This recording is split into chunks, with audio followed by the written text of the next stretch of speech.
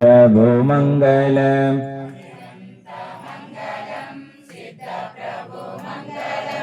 साधु जीवन मंगलम दिन धर्म मंगलम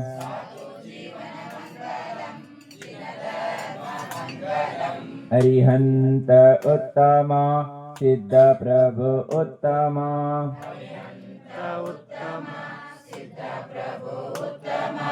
साधु जीवन उत्तमा दिन धर्म उत्तमा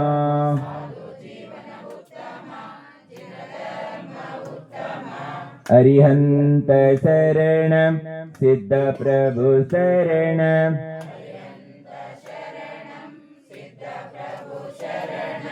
साधु जीवन शरणम दिन धर्म शरणम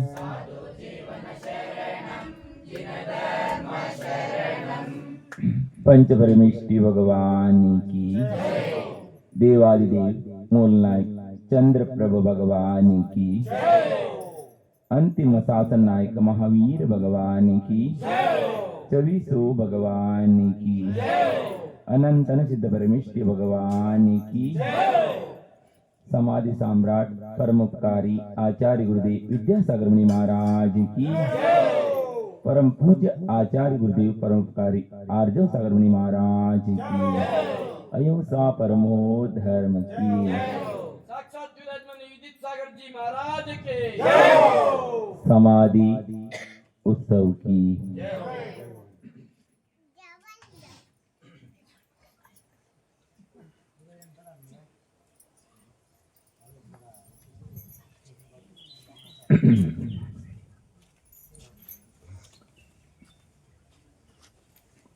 ಇವತ್ತಿನ ಕಾರ್ಯಕ್ರಮ ಬಹು ಸಾರಪೂರ್ಣವಾದಂಥ ಬಂಧುಗಳೇ. ಇವತ್ತಿನ ದಿನ ತಾವೇನು ಕಾರ್ಯಕ್ರಮವನ್ನು ಮಾಡ್ತಾ ಇದ್ದೀರಿ, ನಾ ಭೂತ ಭವಿಷ್ಯತ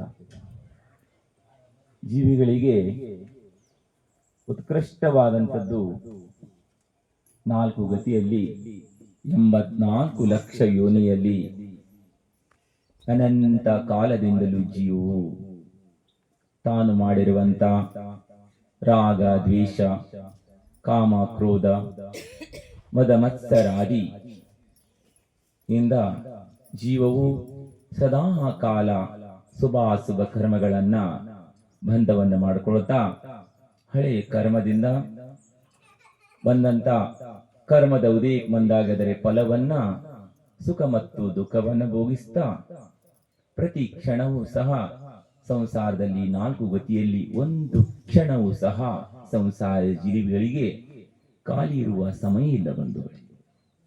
ಪ್ರತಿ ಸಮಯವೂ ಸಹ ಸಂಸಾರ ಜೀವಿಗಳಿಗೆ ಕರ್ಮ ಬಂಧವಾಗ್ತಾ ಇರ್ತದೆ, ಶುಭ ಕರ್ಮ ಅಶುಭ ಕರ್ಮ. 4 ಗತಿಯಲ್ಲಿ ಅನಂತ ಕಾಲದಿಂದಲೂ ಸಹ ಜೀವವು ಪೂರ್ವದಲ್ಲಿ ಮಾಡಿರುವಂತಹ ಕರ್ಮದ ಫಲದಿಂದ ಕರ್ಮವು ಉದಯಕ್ಕೆ ಬಂದಾಗ ತತ್ಸಂಬಂಧಿ ಭಾವವನ್ನ ಮಾಡ್ತಾ ರಾಗ ದ್ವೇಷವನ್ನ ಮಾಡ್ತಾ ಸುಖ ದುಃಖಗಳ ಅನುಭವವನ್ನ ಮಾಡ್ತಾ ಹೊಸ ಕರ್ಮವ ಬೀಜವನ್ನ ಮತ್ ಪುನಃ ಕಟ್ಕೊಳ್ತಾ ಇದೆ. ಅನಂತ ಸಂಸಾರದಲ್ಲಿ ಅನಂತ ಕಾಲದಿಂದಲೂ ಜೀವವು ಇಂದು ನಿನ್ನೆಯಿಂದ ಈ ಪ್ರಕ್ರಿಯೆಯನ್ನ ಮಾಡ್ತಾ ಇಲ್ಲ ಬಂಧುಗಳೇ, ಅನಾದಿ ಕಾಲದಿಂದಲೂ ಮಾಡ್ತಾ ಬರ್ತಾ ಇದೆ.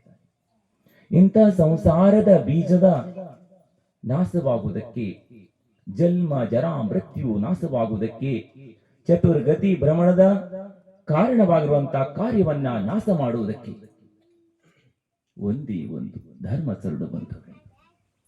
ಧರ್ಮ ಒಂದಲ್ಲದೆ ಜೀವಿಯನ್ನ ಯಾರು ರಕ್ಷಿಸುವರಿಲ್ಲ, ರಕ್ಷಣೆಯು 3 ಕಾಲದಲ್ಲಿ ಪ್ರಾಪ್ತವಾಗಲ್ಲ. ಯಾವಾಗ ಧರ್ಮ ಜೀವದಲ್ಲಿ ಅಂತರಾತ್ಮದಲ್ಲಿ ಧರ್ಮದ ಉದಯ ಪುಣ್ಯಾತ್ಮರು ಆಗಿ ಪರಮಾತ್ಮರು ಸಂಸಾರದಲ್ಲಿ ಅನಂತ ಕಾಲದಿಂದಲೂ ಸಹ ಯಾವುದಾದರೂ ಒಂದು ಆತ್ಮ ನಿಶ್ಚಿತವಾಗಿದೆ.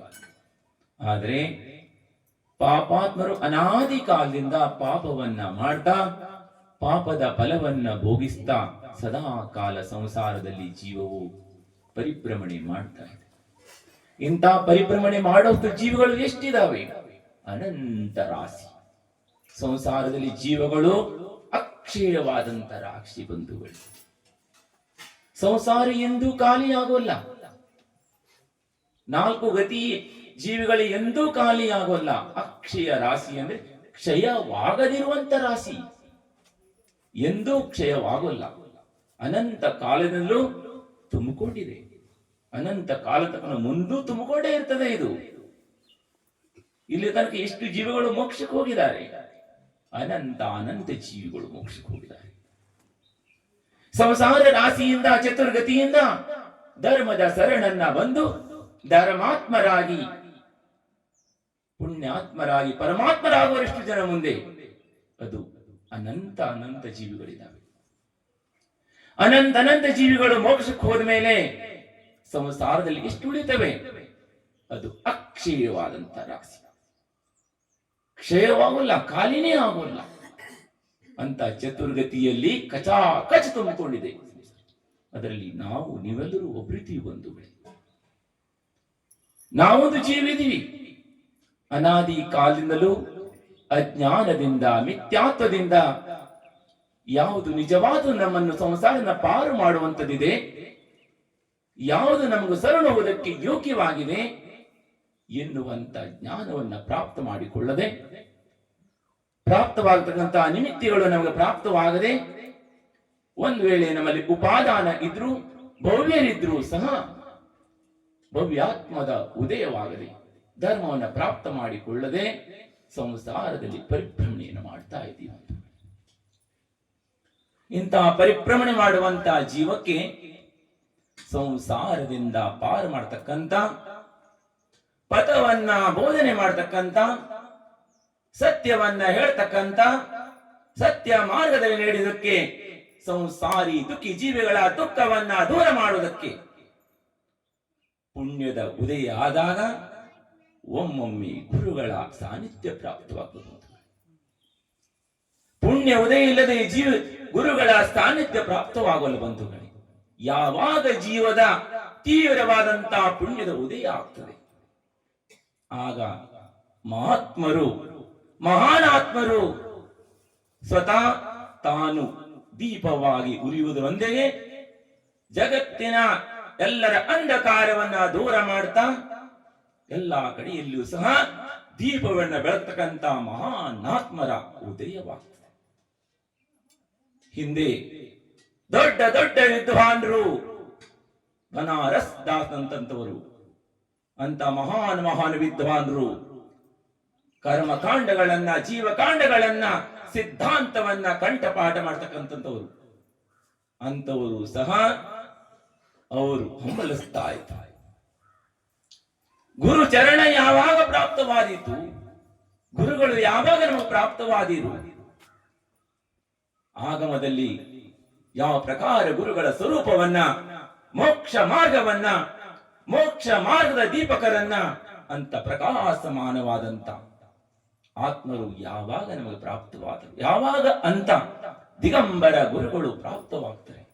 ಅಂತ ಗುರುಗಳಿಗಾಗಿ ಜೀವನ ಪೂರ್ತಿ ವ್ಯತೆಯನ್ನ ಅನುಭವಿಸ್ತಾ ಜೀವನ ಪೂರ್ಣವಾಗಿ ಗುರುಗಳ ದರ್ಶನವಾಗದೆ ಕೊರಗಿ ತಮ್ಮ ಸಾಹಿತ್ಯಗಳಲ್ಲಿ ತಮ್ಮ ಆತ್ಮದ ಧೂಳವನ್ನ ವ್ಯಕ್ತಪಡಿಸ್ತಾರೆ.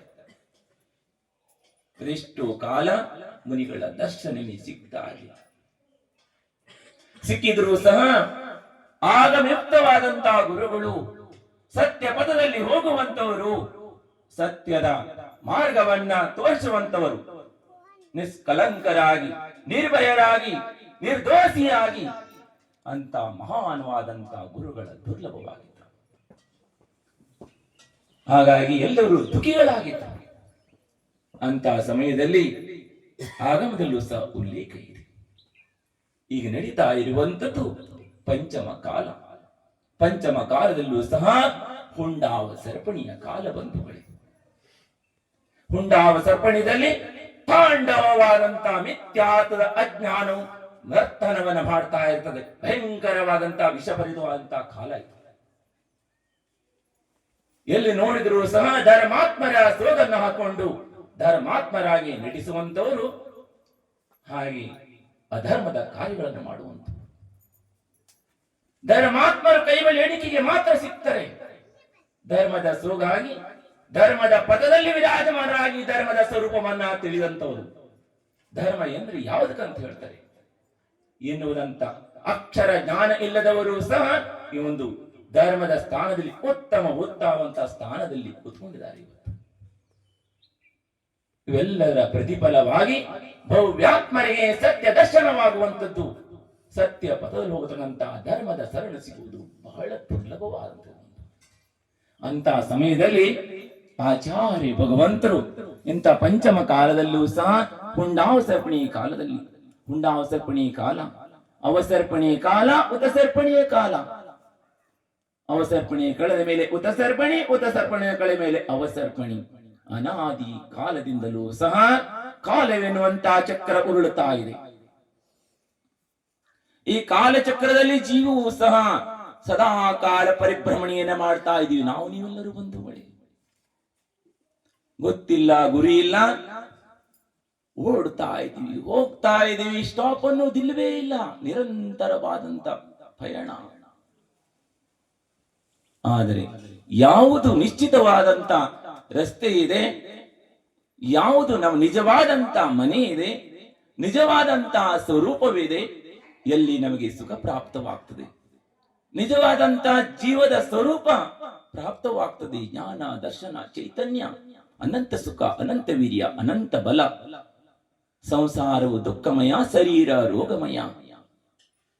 ಇಂಥ ಕ್ಷಣಭಂಗುರವಾದಂತಹ ಸಂಸಾರದಲ್ಲಿ ಜೀವ ಅಜ್ಞಾನದಿಂದ ಸಂಸಾರದಲ್ಲಿ ಹುಡುಕ್ತಾ ಓಡ್ತಾ ಇದ್ದೀವಿ. ಇಂತಹ ಸಮಯದಲ್ಲಿ ಆಚಾರ್ಯ ಭಗವಂತರು ಅವತಾರವನ್ನು ಇಟ್ಟಿದ್ರು, ಜನ್ಮವನ್ನ ಪಡ್ಕೊಂಡ್ರು. ಹುಂಡಾವಸರ್ಪಣೆಯ ಕಾಲ ಯಾವಾಗ ಬರ್ತದೆ? ಅಸಂಖ್ಯಾತ ಉತಸರ್ಪಣಿ, ಅಸಂಖ್ಯಾತ ಅವಸರ್ಪಣಿ ಕಾಲ ಮೇಲೆ ಒಮ್ಮೆ ಹುಂಡಾವಸರ್ಪಣಿ ಕಾಲ ಬರ್ತದೆ. ಬಂದು ಹುಂಡಾವಸರ್ಪಣಿ ಕಾಲದಲ್ಲಿ ನಡೆಯಬಾರದ್ದು, ಆಗಬಾರದ್ದು ನಡೀತಾ ಇರ್ತದೆ. ಅಂತ ಒಂದು ಕಾಲ ಇದು. ಆಚಾರ್ಯ ಕುಂದುಕೊಂಡ್ರೆ ಹೇಳ್ತಾರೆ, ಧರ್ಮಾತ್ಮರು ಬಹು ವಿರಳೆ ಜೀವಿಗಳು ಸಿಗ್ತಾರೆ. ಬಹು ವಿರಳೆ ಅಂದ್ರೆ ಕೈ ಬೆಳು ಎಣಿಕೆಯೂ ಸಹ 2, 3, 4, 5, 6 ಇಲ್ಲ ಅಂತಾರೆ ಆಚಾರ್ಯರು. ಸಮ್ಯ ದೃಷ್ಟಿ ಸಾವ, ಸಮ್ಯ ದೃಷ್ಟಿ ಸಾಧು. 2 ಜಾಗದಲ್ಲಿ ಮಾತ್ರ ಧರ್ಮವನ್ನ ಕಾಣಲಿಕ್ಕೆ ಸಾಧ್ಯ. ತೀರ್ಥಂಕರು 2 ಧರ್ಮಗಳನ್ನ ಬೋಧನೆಯನ್ನು ಮಾಡಿದ್ರು. ಒಂದು ಶ್ರಮಣ ಧರ್ಮ, ಇನ್ನೊಂದು ಶ್ರಾವಕರ ಧರ್ಮ. 2 ಧರ್ಮವನ್ನುಳಿತು, 3ರಲ್ಲಿ ಧರ್ಮವಿಲ್ಲ ಎನ್ನುವುದನ್ನ ಆಚಾರ್ಯರು ಕಟುವಾಗಿ ಹೇಳ್ತಾರೆ. 3ರಲ್ಲಿ ಧರ್ಮ ಅನ್ನುವಂಥದ್ದಿಲ್ಲ. ಆದರೆ ಇಂಥ 3ಅನ್ನ ಇಲ್ಲದಿರುವಂತ ಇಂಥ ಸಂಸಾರದಲ್ಲಿ 2 ಧರ್ಮವನ್ನ ಧಾರಣೆ ಮಾಡಿರುವಂತ ಧರ್ಮಾತ್ಮರು ಬಹು ಕಡಿಮೆ ಸಂಖ್ಯೆಯಲ್ಲಿ ಸಿಗ್ತಾರೆ. ಅಂದ್ರೆ 2, 3 ಅಂತಲ್ಲ, 5, 6 ಇಲ್ಲ ಅಂದ್ರು ಅಂತ ಹೇಳಿದ್ರೆ ಬಹು ಕಡಿಮೆ ಅಂತ ಅರ್ಥ. 2, 3 ಜನ ಅಂತಲ್ಲ, ಬಹಳ ಕಡಿಮೆ ಸಂಖ್ಯೆಯಲ್ಲಿ ಕೈ ಬಳಿ ಎಣಿಕೆಗೆ ಸಮ್ಯ ದೃಷ್ಟಿ ಸಾಧು, ಸಮ್ಯ ದೃಷ್ಟಿ ಶ್ರಾವಕ ಧರ್ಮಾತ್ಮರು ಸಿಗ್ತಾರೆ. ಬಹಳ ಕಡಿಮೆ ಸಂಖ್ಯೆಯಲ್ಲಿ ಸಿಗ್ತಾರೆ. ಹಾಗೆ ಆಚಾರ್ಯ ಭಗವಂತರು ಅಂತ ಒಂದು ಮಹಾನವಾದಂತ ಆಚಾರ್ಯರು ನಮ್ಮ ನಿಮ್ಮೆಲ್ಲರ ಕಲ್ಯಾಣಕ್ಕಾಗಿ, ಭವ್ಯ ಜೀವಿಗಳ ಉದ್ಧಾರಕ್ಕಾಗಿ ಆಗಮವನ್ನ ಬರೆದಿಟ್ಟು ಹೋಗಿದ್ದಾರೆ, ಶಾಸ್ತ್ರವನ್ನ ಬರೆದಿದ್ದಾರೆ. ಜಿನವಾಣಿಯನ್ನ ಜಿನೇಂದ್ರ ಭಗವಂತರು ಬೋಧನೆ ಮಾಡಿದಂತ ಅವರ ಮುಖದಿಂದ ಹೊರಟಿರುವಂತ ವಾಣಿಯನ್ನ ಬರೆದಿಟ್ಟಿದ್ದಾರೆ. ಆಗಮ ಚಕ್ಕು ಸಾವು. ನಮ್ಮ ಕಣ್ಣು ಯಾವುದು? ಆಗಮ, ಪ್ರಾಮಾಣಿಕವಾದಂತ ಆಗಮ. ಇವತ್ತು ಆಗಮದಲ್ಲೂ ಸಹ ಬಹಳಷ್ಟು ಕಲಿಬರಿಕೆಗಳಾಗ್ತಾ ಇದ್ದಾವೆ. ಅದರಲ್ಲಿ ಪರಿಶುದ್ಧವಾದಂಥದ್ದು, ನಮ್ಮ ಕಲ್ಯಾಣವನ್ನ ಮಾಡುವಂಥದ್ದು, ಸತ್ಯವಾಗಿರುವಂತ ದರ್ಶನ ಯಾವುದರಲ್ಲಾಗ್ತದೆ? ಅದು ಜೈನ ಆಗಮ, ಜಿನೇಂದ್ರ ಮುಖಾರದಿಂದ ಬಂದಂತ ವಾಣಿ ಜಿನಾಗಮ ಇದೆ. ಅದನ್ನು ಭವ್ಯಾತ್ಮರು ತಿಳಿದುಕೊಂಡು ಸತ್ಯ ಪಥದಲ್ಲಿ, ಸತ್ಯ ಮಾರ್ಗದಲ್ಲಿ, ಸತ್ಯದ ಶರಣನ್ನು ಹೋಗಬೇಕು ಅನ್ನುವುದನ್ನು ಆಚಾರ್ಯ ಭಗವಂತರು ಹೇಳಿದ್ದಾರೆ. ಸತ್ಯವನ್ನ ಹುಡುಕುವಂತವರು ಭಯವನ್ನು ಪಡಬಾರದು. ಲೋಕದ ಭಯಕ್ಕಾಗಲಿ ಅಥವಾ ಯಾವುದೇ ರೀತಿಯಾದಂತ ಸಾಮಾಜಿಕ ಭಯಕ್ಕಾಗಲಿ ಸತ್ಯವನ್ನ ಕೋಚಿಗೆ ಹೊಂಟಂತವರಿಗೆ ಯಾವುದರ ಭಯಕ್ಕೂ ಭಯಪಡಬಾರದು. ಭಯವನ್ನು ಪಟ್ಟಿವೆ ಅಂದ್ರೆ ಸತ್ಯ ದರ್ಶನವನ್ನ ಮಾಡುವುದಕ್ಕೆ, ಸತ್ಯ ಪದದಲ್ಲಿ ಹೋಗುವುದಕ್ಕೆ ಸಾಧ್ಯವಾಗಲ್ಲ.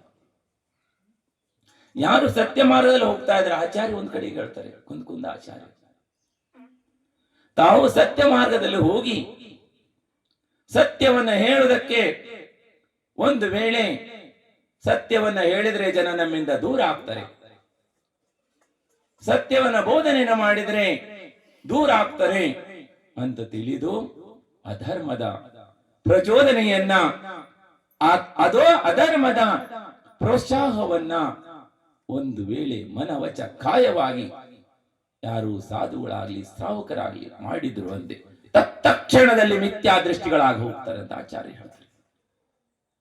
ಭಯಪಡ್ತಾ ಲೋಕದ ಭಯಕ್ಕಾಗಲಿ ಯಾವುದೇ ಭಯಕ್ಕೆ ಹೆದರಿ ನೀವು ಸತ್ಯವನ್ನು ಹೇಳುವುದಕ್ಕಾಗಿ ಭಯಪಡ್ತಾ ಇದ್ದೀರಿ, ಅಥವಾ ಪರಿವಾರದಿಂದಾಗಲಿ ಸಮಾಜದಿಂದಾಗಲಿ ಸತ್ಯಕ್ಕೆ ಯಾವಾಗಲೂ ಸಹ ಜಯ ಇದೆ. ಸತ್ಯ ಬೆಳಕಿಗೆ ಬರುವುದು ಲೇಟ್ ಆಗ್ತದೆ, ಒಂದು ವೇಳೆ ಸತ್ಯ ಎಂದು ಸಾಯುವಲ್ಲ. ಸತ್ಯ ಯಾಗಲೂ ಅಜರಮರವಾದಂಥದ್ದಿದೆ ಅಂತ ಸತ್ಯ ದರ್ಶನವನ್ನ ಮಾಡಿಕೊಳ್ಬೇಕಂದ್ರೆ ನೀವೆಲ್ಲರೂ ಬಂಧುಗಳೇ ಎಲ್ಲೂ ಹೋಗಬೇಕು, ಎಲ್ಲೂ ನಮಗೆ ಸರಣಿದೆ. ಸತ್ಯ ಮಾರ್ಗದಲ್ಲಿ ನಡೆಯುವಂತ ಗುರುಗಳ ಚರಣದಲ್ಲಿ. ಗುರುಗಳಿಲ್ಲದೆ ಜೀವನದಲ್ಲಿ ಎಲ್ಲೂ ಸಹ ನಮ್ಮದು ಪ್ರಾರಂಭನೇ ಆಗೋಲ್ಲ.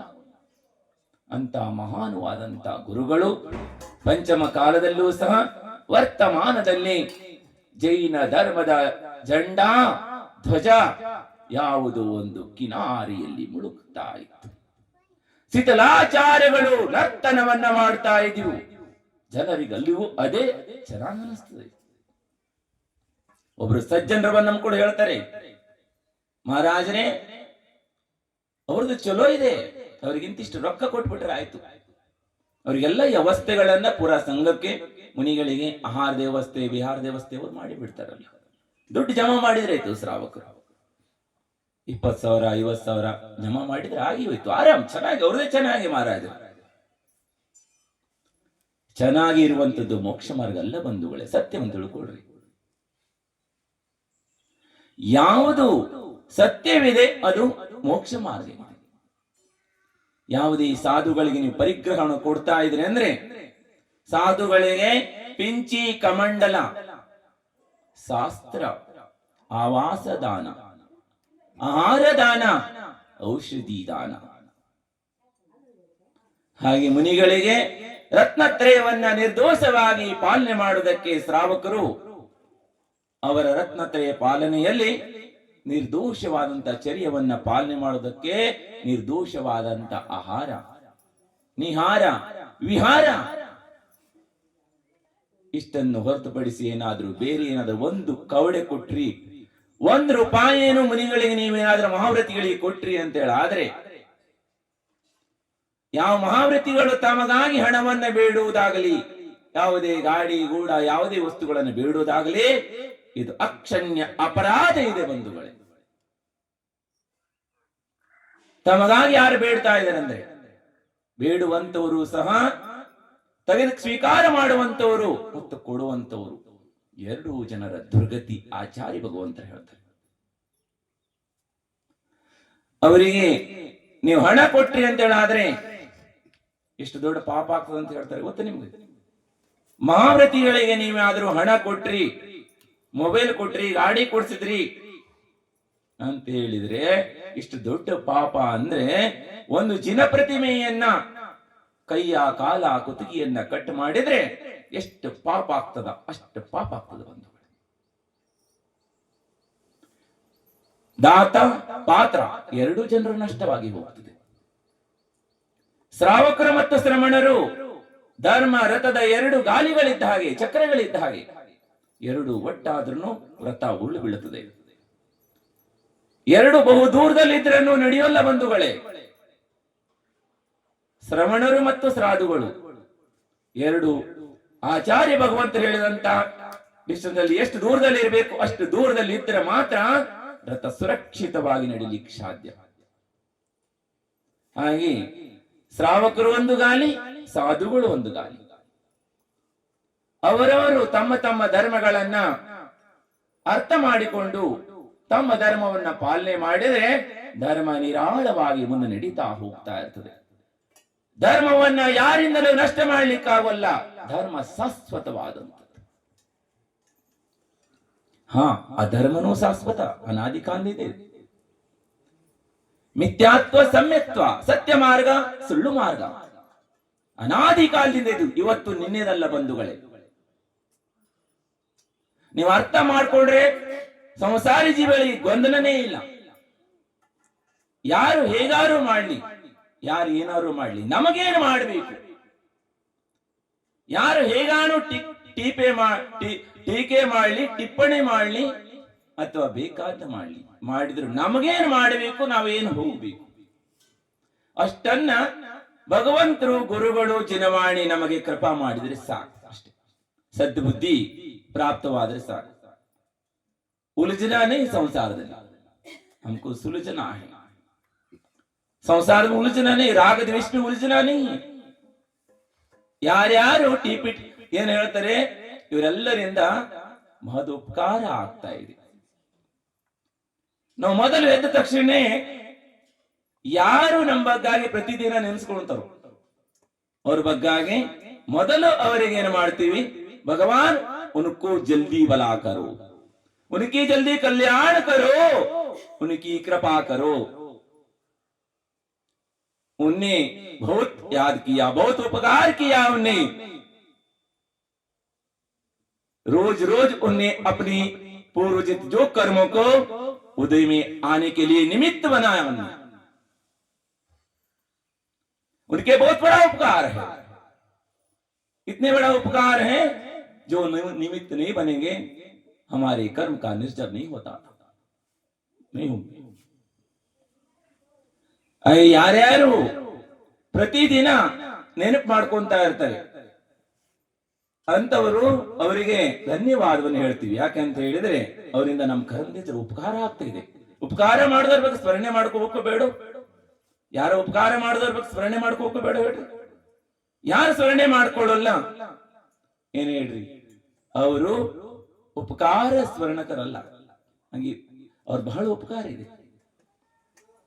ಎಷ್ಟು ನೋಡಿ ಧರ್ಮವನ್ನ ಅವಹೇಳನ ಮಾಡ್ತಾರೆ, ದೇವ ಶಾಸ್ತ್ರ ಗುರುಗಳನ್ನ ಎಷ್ಟು ನಿಂದೆ ಮಾಡ್ತಾರೆ, ಅಷ್ಟು ಪ್ರಚಾರ ಆಗ್ತದೆ, ಪ್ರಸಾರ ಆಗ್ತದೆ. ಆಚಾರ್ಯ ಭಗವಂತರು ಜೀವನ ಕಾಲದಲ್ಲಿ ಒಂದು ಮಹಾನ್ ಗ್ರಂಥವನ್ನು ಬರೆದಿದ್ರು, ಮೂಕ್ಮಾಟಿ ಮಹಾಕಾವ್ಯ. ಮೂಕ್ಮಾಟಿ ಮಹಾಕಾವ್ಯದ ಬಗ್ಗೆ ಬಹಳಷ್ಟು ಜನರು ಸಾಧುಗಳು ಬರೆದಿದ್ರು. ಬಹಳ ಜನ ದೊಡ್ಡ ದೊಡ್ಡವರು ದೊಡ್ಡ ದೊಡ್ಡ ಟೀಕೆಗಳನ್ನು ಬರೆದರು, ಟಿಪ್ಪಣಿಗಳನ್ನ ಬರೆದರು, ದೊಡ್ಡ ದೊಡ್ಡ ಒಲ್ತಿ ಮಾಟಿ ಅನ್ನುವಂತ ಗ್ರಂಥಗಳು ಬರೆದು ದೊಡ್ಡ ದೊಡ್ಡ ಗ್ರಂಥಗಳನ್ನು ಬರ್ತಿದ್ರು ಅಲ್ಲ. ಇದು ಯಾರಿಗೂ ಬಿಟ್ಟಲ್ಲ, ತೀರ್ಥಂಕರಿಗೆ ಬಿಟ್ಟಿಲ್ಲ ಬಂಧುಗಳೇ. ನಾವು ನೀವು ಯಾವ ಮೂಲೆಗಾಗ್ತೀವಿ ಹೇಳಿ ಬಂಧುಗಳೇ? ಅನಾದಿ ಕಾಲದಿಂದ ಇರುವಂತದ್ದು, ಆದಿನಾಥ ಕಾಲದಿಂದನೂ ಮರೀಚಿನೂ ಬಿಟ್ಟಿಲ್ಲ. ಇಂಥ ಅನಾದಿ ಕಾಲದಿಂದಲೂ ಸಹ ಸಮರ್ಥನ ಮಾಡುವಂತವರು, ವಿರೋಧ ಮಾಡುವಂತವರು ಅನಾದಿ ಕಾಲದಿಂದ, ಇವತ್ತು ನಿನ್ನೆ ಹೊಸ್ತಲ್ಲ.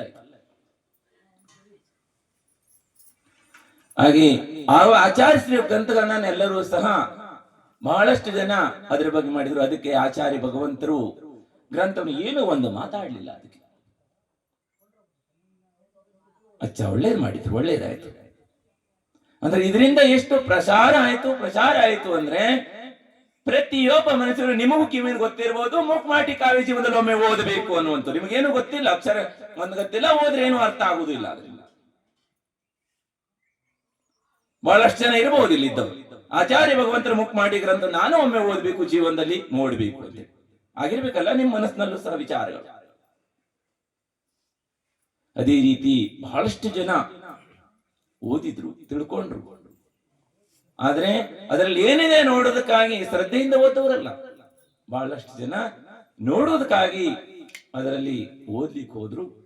ಆದರೆ ಅದರಲ್ಲಿರುವಂತಹ ಸಾರಪೂರ್ಣವಾದಂತಹ ತತ್ವದಿಂದ ಅವರ ಜೀವನನೇ ಪರಿವರ್ತನೆಯಾಗಿ ಹೋಯಿತು. ಇದರಿಂದ ಎಲ್ಲಾ ಭಾಷೆಗಳಲ್ಲಿ ಪ್ರಿಂಟ್ ಆಯ್ತು ಗ್ರಂಥ. 8-9 ಭಾಷೆಯಲ್ಲಿ ಪ್ರಿಂಟ್ ಆಯಿತು. ಲಕ್ಷ ಲಕ್ಷ ಪ್ರತಿಗಳು ಪ್ರಿಂಟ್ ಆದವು. ಎಲ್ಲಾ ಕಡೆಗೂ ಓದಿ. ಅಂದ್ರೆ ಇದರಿಂದ ಎಷ್ಟು ವಿರೋಧ ಮಾಡ್ತಾರೆ, ಎಷ್ಟು ಅದರ ಬಗ್ಗಾಗಿ ಅದರಿಂದ ಜಾಸ್ತಿ ಪ್ರಸಾರಗಳಾಗ್ತದೆ, ಜಾಸ್ತಿ ಆಗ್ತಾ ಹೋಗ್ತದೆ. ಮತ್ತೆ ಇದರಿಂದ ಒಳ್ಳೇದಾಗ್ತದೆ, ಧರ್ಮದಿಂದ ಮತ್ತು ಕರ್ಮದ ನಿರ್ಜನವೂ ಆಗ್ತದೆ. ಇದೇ ರೀತಿ ಇಂಥ ಆಚಾರ್ಯ ಭಗವಂತರು ಇಂಥ ಮಿಥ್ಯಾತ್ವ, ಅಜ್ಞಾನ ಮತ್ತು ಶಿಥಿಲಾಚಾರಗಳು ಶ್ರಾವಕರ ಸಾಧುಗಳ ಸ್ಥಿತಾಚಾಲಿ ಮಾಡೋರು ಯಾರು ಹೇಳ್ರಿ? ಸಾಧುಗಳೇನ್ ದುಡಿಯಕ್ ಹೋಗಿದ್ರಿ, ನೌಕರಿ ಮಾಡ್ರಿ, ಅವ್ರ ಕಡೆ ಹಣ ಹೆಂಗ್ ಬಂತು, ಮೊಬೈಲ್ ಹೆಂಗ್ ಬರ್ತೈತಿ, ಗಾಡಿ ಹೆಂಗ್ ಬರ್ತದ, ಇವೆಲ್ಲ ಕೊಡ್ಸಿದವ್ರು ಯಾರ್ರಿ? ಯಾರು ಕೊಟ್ಟವ್ರು ಇದನ್ನ? ಶ್ರಾವಕರು ಕೊಟ್ಟವ್ರು. ಇದರಿಂದ ಸಾಧುಗಳು ಧರ್ಮನೂ ನಷ್ಟ ಆಯ್ತು, ಶ್ರಾವಕರ ಧರ್ಮನೂ ನಷ್ಟ ಆಯ್ತು. ಪಂಚಮ ಕಾಲ ನಡೆಯಿಲ್ಲ, ಬೇಕಾಗ್ತದೆ ಈಗ ಅಂತ. ಧರ್ಮ ಯಾವ ಕಾಲಕ್ಕೂ ಪರಿವರ್ತನೆ ಆಗುವಂತದ್ದು. ಪಂಚಮ ಕಾಲಕ್ಕೊಂದು ಧರ್ಮ, ಚತುರ್ಥ ಕಾಲಕ್ಕೊಂದು ಧರ್ಮ ಅಂತಿಲ್ಲ ಬಂಧುಗಳೇ. ಧರ್ಮ ಯಾವಾಗಲೂ ಒಂದೇ ರೀತಿ ಆದಂತದಿದೆ. ಯಾವುದು ಮೋಕ್ಷ ಪಥ ಇದೆ, ಮೋಕ್ಷಕ್ಕೆ ಹೋಗುವಂತ ಮಾರ್ಗವನ್ನ, ಶ್ರವಣ ಮತ್ತು ಸಾಧುಗಳ ಮಾರ್ಗವನ್ನ ಶ್ರವಣರು ಡೈರೆಕ್ಟ್ ಮೋಕ್ಷ ಮಾರ್ಗಗಳಿದ್ದಾರೆ, ಶ್ರಾವಕರು ಪರಂಪರೆಯಿಂದ ಮೋಕ್ಷಕ್ಕೆ ಹೋಗುವರಿದ್ದಾರೆ. ಇದನ್ನ ಅನಾದಿ ಕಾಲದಿಂದ ಇದೆ, ಇದನ್ನ ಹೇಳ್ಕೊಂಡು ಬಂದರೆ ಪರಿವರ್ತನೆ ಹೇಳಿಲ್ಲ. ಇದರಲ್ಲಿ ಚತುರ್ಥ ಕಾಲದಲ್ಲಿ ಬೇರೆ, ಪಂಚಮ ಕಾಲದಲ್ಲಿ ಬೇರೆ. ಆದರೆ ಇಂಥ ಒಂದು ಕಾಲದಲ್ಲೂ ಸಹ ಜೈನ ಧರ್ಮದ ಧ್ವಜ ಒಂದು ದಿಕ್ಕಿನಲ್ಲಿ ಮುಳುಗ್ತಾ ಇತ್ತು.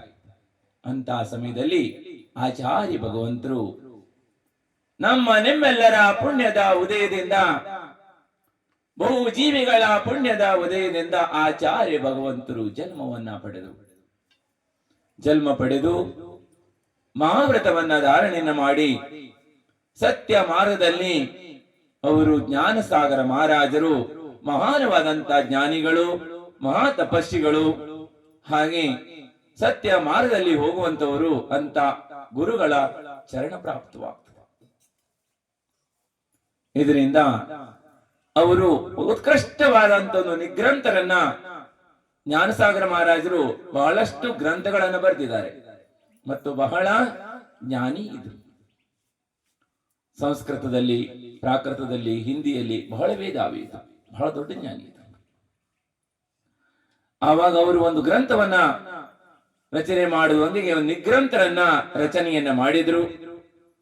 ಇದರಿಂದ ಜಗತ್ತಿನ, ಯಾಕಂದ್ರೆ ಜ್ಞಾನಸಾಗರ ಮಹಾರಾಜರಿಗೆ ಆಯು ತುಂಬಾ ಕಡಿಮೆ ಇರ್ತದೆ, ತುಂಬಾ ವಯಸ್ಸಾದ ದೀಕ್ಷೆಯನ್ನು ಧಾರಣೆ ಮಾಡಿದ್ರು. ಅವರು ಪೂರ್ವ ಜೀವನವನ್ನ ಬಾಲ ಬ್ರಹ್ಮಚಾರಿ ವ್ರತವನ್ನ ಪಾಲನೆ ಮಾಡ್ತಾ ಶಾಸ್ತ್ರಗಳ ಜನವಾಣಿ ಸೇವೆ ಮಾಡೋದ್ರಲ್ಲೇ ಜೀವನ ಕಳೀತದವ್ರದ್ದು.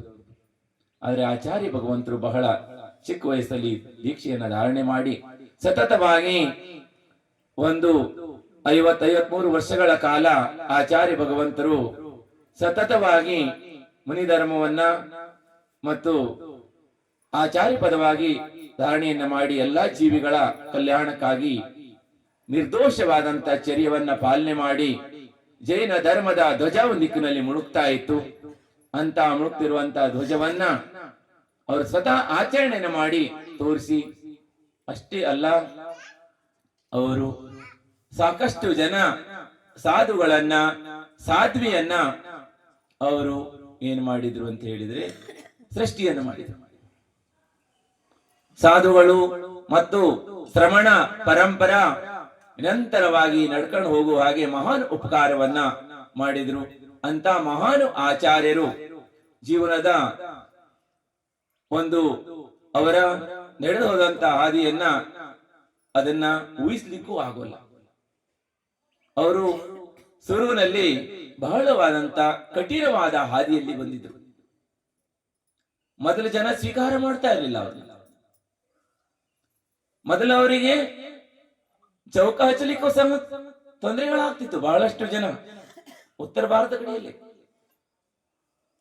ಆದ್ರೆ ಆಚಾರ್ಯ ಭಗವಂತರು ಯಾವುದಕ್ಕೂ ಜಗಲಿಲ್ಲ, ಯಾವುದೇ ಅವ್ರೇನ್ ಮಾಡ್ಕೊಂಡಿಲ್ಲ, ಅಡ್ಜಸ್ಟ್ಮೆಂಟ್ ಮಾಡ್ಕೊಳ್ಳೇ ಇಲ್ಲ. ಸಾಕಷ್ಟು ದಿನಗಳ ಕಾಲ ಅವರು ಎಷ್ಟು ಉಪವಾಸಗಳಾದವು. ಹಾಗೆ ಎಷ್ಟೋ ದಿನಗಳ ಕಾಲ ಮಧ್ಯಾಹ್ನಕ್ಕೆ ಆಹಾರ ಕೇಳ್ತಿದ್ರು, ಬೆಳಿಗ್ಗೆ ಚೌಕ ಮಾಡ್ತಾ ಇರಲಿಲ್ಲ ಜನ. ಇದು ಯಾವ ರೀತಿ ಸಾಧುಗಳು ಇವರೊಂದೇಕೆ? ಯಾಕೆಂದ್ರೆ ಮೊದಲೆಲ್ಲಾ ಸಾಧುಗಳು ಎಲ್ಲ ಒಟ್ಟಿಗೆ ತಗೊಂಡು ತಿರುಗ್ತಿದ್ರಲ್ಲ, ಗಾಡಿ ಗೂಡ ಸಂಗಪತಿ ಎಲ್ಲ ಇರ್ತಿದ್ರು. ಆಚಾರ್ಯ ಭಗವಂತರು ಇದು ಮೋಕ್ಷ ಮಾರ್ಗ ಅಲ್ಲ ಇದು ಎನ್ನುವುದನ್ನ ಜನರಿಗೆ ಸ್ವತಃ ತಾವು ನಡೆದು ತೋರಿಸಿ ತಮ್ಮ ಶಿಷ್ಯರಲ್ಲೂ ಸಹ ಈ ಪಂಚಮಕಾಲದಲ್ಲೂ ನಡೀಲಿಕ್ಕೆ ಸಾಧ್ಯ ಅನ್ನೋದನ್ನ ಜೀವನ ಪರ್ಯಂತ ಆಚರಣೆಯನ್ನ ಮಾಡಿ ಕೊನೆಗೂ ಸಹ ಉತ್ಕೃಷ್ಟವಾದಂತ ಶ್ರವಣ ಮತ್ತು ಶ್ರಾವಕರ ಧರ್ಮವನ್ನ ಅನುಕರಣೆ ಮಾಡುವಂತ ಧರ್ಮಾತ್ಮರ ಸಾರಪೂರ್ಣವಾದಂತ ವಸ್ತು ಯಾವುದು ಸಂಸಾರದಲ್ಲಿ? ಸಾರಪೂರ್ಣ ಅಂದ್ರೆ ಪೂರ್ಣವಾದಂತ ನಿಚೋಡು ಸಾರ ಯಾವುದು ಅಂತ ಹೇಳಿದ್ರೆ, ನೀವು ಭಾವನೆ ಮಾಡ್ತಿರಲ್ಲ, ಭಾವನೆ ಮಾಡ್ತಿರಿಲ್ಲ, ಏನ್ ಮಾಡ್ತೀರಿ? ದುಃಖಕ್ಕೋ ಕಮ್ಮಕ್ಕೋ ಬೊಹಿಲಾವು ಸ್ವೀಗಮನಂ ಸಮಾಯಿಮರಣಂ ಜಿನಗುಣ ಸಂಪತ್ತಿ. ಈ ಜಿನಗುಣ ಅಂದ್ರೆ ಜಿನಗುಣ ಸಂಪತ್ತಿ ಪ್ರಾಪ್ತವಾಗಲಿ ನನಗೆ. ದುಃಖಕ್ಕೋ ಕಮ್ಮಕ್ಕೋ ದುಃಖದ ಕ್ಷಯವಾಗಲಿ, ಕರ್ಮದ ಕ್ಷಯವಾಗಲಿ, ಬೋಧಿ ಲಾಭವಾಗಲಿ, ಸಮಾಯಿ ಮರಣಂ ಸಮಾಧಿ ಮರಣದ ಪ್ರಾಪ್ತವಾಗಲಿ. ಮರಣ ಎಲ್ಲರಿಗೂ ನಿಶ್ಚಿತವಾದಂತದೆ ಬಂಧುಗಳೇ. 4 ಗತಿಯಲ್ಲಿ ಯಾವುದೇ ಜೀವ ಮರಣದಿಂದ ಉಳ್ಕೊಳ್ಳಿಕ್ಕೆ ಸಾಧ್ಯ ಇದೆ? ಯಾರು ಉಳಿಲಿಕ್ಕೆ ಸಾಧ್ಯ ಇಲ್ಲ.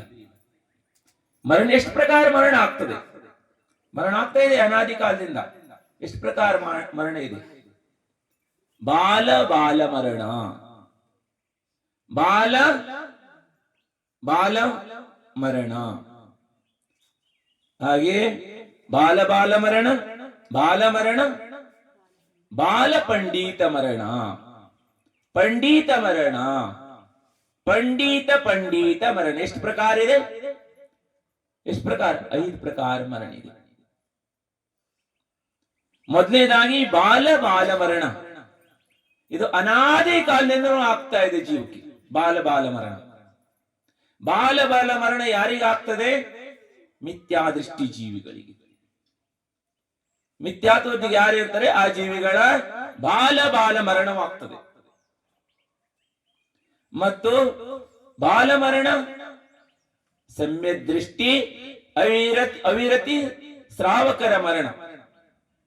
ವ್ರತ ನಿಯಮಗಳಿಲ್ಲ, ಆದ್ರೆ ಜಿನ ಧರ್ಮದಲ್ಲಿ, ಜಿನ ಗುರುಗಳಲ್ಲಿ ಮತ್ತು ಜಿನೇಂದ್ರ ಭಗವಂತರ ಬೋಧನೆ ಮಾಡಿದಂತಹ ದೇವ ಶಾಸ್ತ್ರ ಗುರುಗಳಲ್ಲಿ ತತ್ವದಲ್ಲಿ 7 ತತ್ವ, 9 ಪದಾರ್ಥ, 6 ದ್ರವ್ಯ, 2 ಧರ್ಮ, ಇದರಲ್ಲಿ ಅಟಲವಾದಂತ ವಿಶ್ವಾಸ ಇರುವಂತವರು, ಕುಗುರು ಕುದೇವ ಕುಶಾಸ್ತ್ರದಿಂದ ಅನಾಯತನಗಳನ್ನು ತ್ಯಾಗ ಮಾಡುವಂತವರು, ಆಯತನಗಳ ಶರಣದಲ್ಲಿರುವಂತವರು. ಯಾವುದೇ ವ್ರತ ನಿಯಮಗಳಿಲ್ಲ ಅವರಲ್ಲಿ, ಅದರ ಶ್ರದ್ಧಾ ಇದೆ. ಏನಿದೆ? ಮೋಕ್ಷ ಮಾರ್ಗಿ ಇದೇ ಇದೆ.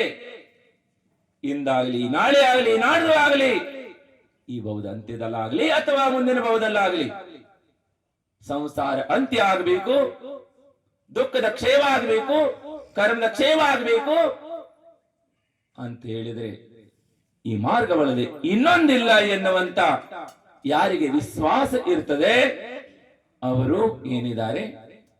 ಬಾಲ ಅಂದ್ರೆ ಏನಾದ್ರು ಬಾಲ ಇದ್ದಾರೆ. ಬಾಲ ಇದ್ದಾರೆ. ಬಾಲ ಅಂದ್ರೆ ಏನರ್ಥ? ಚಿಕ್ಕವರು. ಬಾಲ ಬಾಲ ಅಂದ್ರೆ ಮಿಥ್ಯಾದೃಷ್ಟಿಗಳು. ಅವಿರತ್ ಸಮ್ಯ ದೃಷ್ಟಿ ಅಂದ್ರೆ ಗುಣಸ್ಥಾನ್, 4ನೇ ಗುಣಸ್ಥಾನ ಇರ್ತದೆ.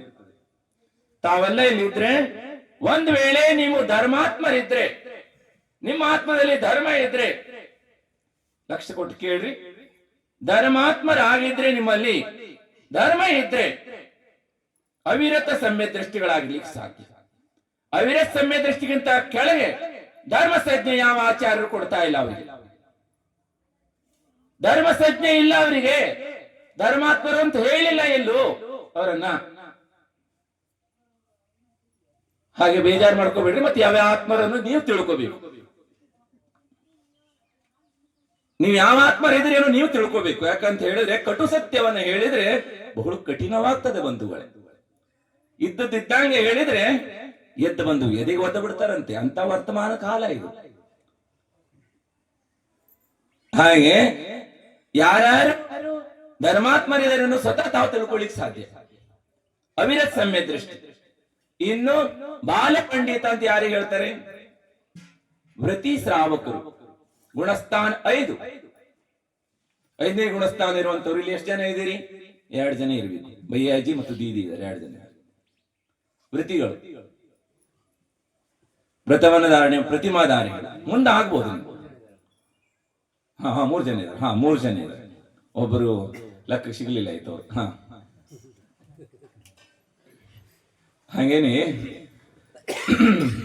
ಹಾಗೆ ಸಮಸ್ಯೆ ಏನಲ್ಲ ನೋಡ್ರಿ. ಎಲ್ಲ ಸತ್ಸಂಗದ ಯಾಕಂದ್ರೆ ಕಲರ್ ಡ್ರೆಸ್ ಹಾಕೊಂಡಿರಲ್ಲ, ನಮ್ಗೆ ಲೆಕ್ಕಕ್ಕೆ ಬರ್ಲಿಲ್ಲ ಅವ್ರಿಗೆ. ಕಲರ್ ಡ್ರೆಸ್ ಮೇನು ಜಲ್ದಿ ಸಮಜ್ಮೆ ಆಗ್ತದೆ ತಿಳಿದು. ಅದಕ್ಕೆ ನಾವ್ ಹೇಳ್ತೀವಿ ಡ್ರೆಸ್ ಅವ್ರ ಅಡ್ರೆಸ್ ಬದಲಿಕೆ ಭಯ್ಯ ಅಂದ್ರೆ ಡ್ರೆಸ್ ಮತ್ತೆ ಅಡ್ರೆಸ್ ಅನ್ನು ಬದಲು ಮಾಡ್ರಿ. ನೋಡ್ರಿ ಆನಂದ್ ಒಂದ್ಸಲ. ಅದಕ್ಕೆ ಹೇಳ್ತೀವಿ ಬರುವಾಗೆಲ್ಲ ಇವತ್ತು ವೈಟ್ ಡ್ರೆಸ್ ಹಾಕೋ ಬರ್ಬೇಕಂತ ಹೇಳಿದ್ವಿ. ತಾವೆಲ್ಲರೂ ಸಹ ವೈಟ್ ಡ್ರೆಸ್ ಹಾಕೋ ಬಂದಿದ್ವಿ. ಇನ್ನೊಂದಲ್ಲ, ಇನ್ನೂ ಹೆಚ್ಚಿನ ಜಿನಧರ್ಮವನ್ನ ತಲೆ ಮೇಲೆ ಧರಿಸಿ ಅಂತ ಹೇಳಿದ್ವಿ, ಧರಿಸಿದ್ರಿ. ಆದ್ರೆ ಮೇಲೆ ಹಾಕೊಳ್ಳೋಕ್ ಸ್ವಲ್ಪ ಭಯ ಪಟ್ಟಿರ್ಬೋದು. ಮುಂದಿನ ದಿನಗಳ ಹಾಕೊಳ್ಬಹುದು. ಏನ್ ಹೇಳ್ರಿ? ಧರ್ಮಾತ್ಮರು ಹೆದರಬಾರ್ದು ಯಾವುದಕ್ಕೂ ಸಹ.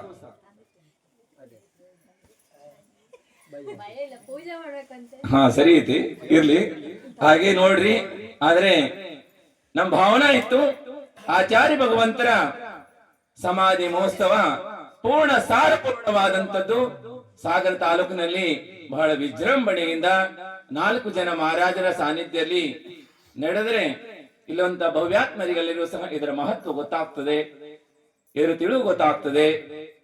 ಇಂಥ ಒಂದು ಪ್ರಭಾವನೆಯನ್ನ ಜೈನ ಕುಲದಲ್ಲಿ ಜನ್ಮ ಪಡೆದಂತ ಎಲ್ಲ ಧರ್ಮಾತ್ಮರಿಗೆ ಲಭ್ಯವಾಗಲಿ ಅನ್ನೋ ಉದ್ದೇಶದಿಂದನೇ ಮಾಡಬೇಕು ಅನ್ನೋ ವಿಚಾರಗಳನ್ನ ಮಾಡಿದ್ವಿ. ಅದ್ರ ದೊಡ್ಡ ಪ್ರಮಾಣದಲ್ಲಿ ಆಗ್ಬೇಕಿತ್ತು, ಚೆನ್ನಾಗಿ ಆಗಿದೆ. ಸಣ್ಣ ಪ್ರಮಾಣದಲ್ಲೂ ಚೆನ್ನಾಗಿ ಬಂದವರು. ನಾವು ಕ್ವಾಂಟಿಟಿಗಿಂತ ಕ್ವಾಲಿಟಿ ಇದೀರಿ ಬಿಡಿ. ಏನ್ ಹೇಳ್ರಿ? ಬಂದವರೆಲ್ಲ ಕ್ವಾಲಿಟಿ ಇದೀರಿ ಇಲ್ಲಿ ಬಂದು. ಆದ್ರೆ ಸಮಾಧಿಯನ್ನ ಮಾಡ್ಕೊಳ್ಳುವಂತ ಒಂದು ಕಾರ್ಯಕ್ರಮದಲ್ಲಿ ಯಾರಿಗೆ ಸಮಾಧಿ ಆಗೋದಿದೆ, ಸಮಾಧಿ ಮಹತ್ವವನ್ನ ಯಾರು ಅರ್ಥ ಮಾಡ್ಕೊಂಡಿದ್ದಾರೆ, ಗುರುಗಳ ಗರಿಮ ಮತ್ತು ಗುರುಗಳ ಮಹತ್ವವನ್ನು ಯಾರು ಅರ್ಥ ಆಗಿದೆ ಅಂತವರು ಗುರು ಶರಣ ಬಿಟ್ಟು ಬೇರೆ ಕಡೆಗೆ ಹೋಗ್ಲಿಕ್ಕೆ ಸಾಧ್ಯ ಇಲ್ಲ. ಅರ್ಥ ಮಾಡ್ಕೊಳ್ಳಿದವರು ಯಾವಾಗಾದ್ರೂ ಅರ್ಥ ಆಗ್ತದೆ ಅವರಿಗೆ.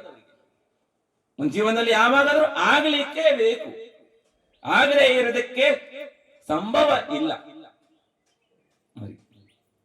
ಹಾಗೆ ಆದ್ರೂ ಸಹ ನಾವು ಹಾರಿಗೆಯನ್ನು ಮಾಡಬೇಕು ಅಂತ ಆಗಿತ್ತು ಜೋರಾಗಿ ಕಾರ್ಯಕ್ರಮನ. ಹಾರಿಗೆಯಲ್ಲಿ ಜಾಗದ ಅಲ್ಲಿ ಲಭ್ಯವಾಗ್ಲಿಲ್ಲ. ಜಾಗ ಇಲ್ಲ ಅಂತ ಕಮಿಟಿಯವರು ಹೇಳಿದ್ರಂತೆ. ನಮ್ಮ ಜಿನಧರ್ಮ ಪ್ರಭಾವನಾ ಸಂಘದ ವತಿಯಿಂದ ಅಲ್ಲಿಗೆ ಕಳಿಸ್ಲಿಕ್ಕೆ ಹೇಳಿದ್ವಿ. ಜಾಗವನ್ನ ಕೇಳ್ರಿ, ಹಾರಿಗೆಯಲ್ಲಿ ಸೀಮೆ ಬಸ್ತಿ ಆಗ್ತದೆ.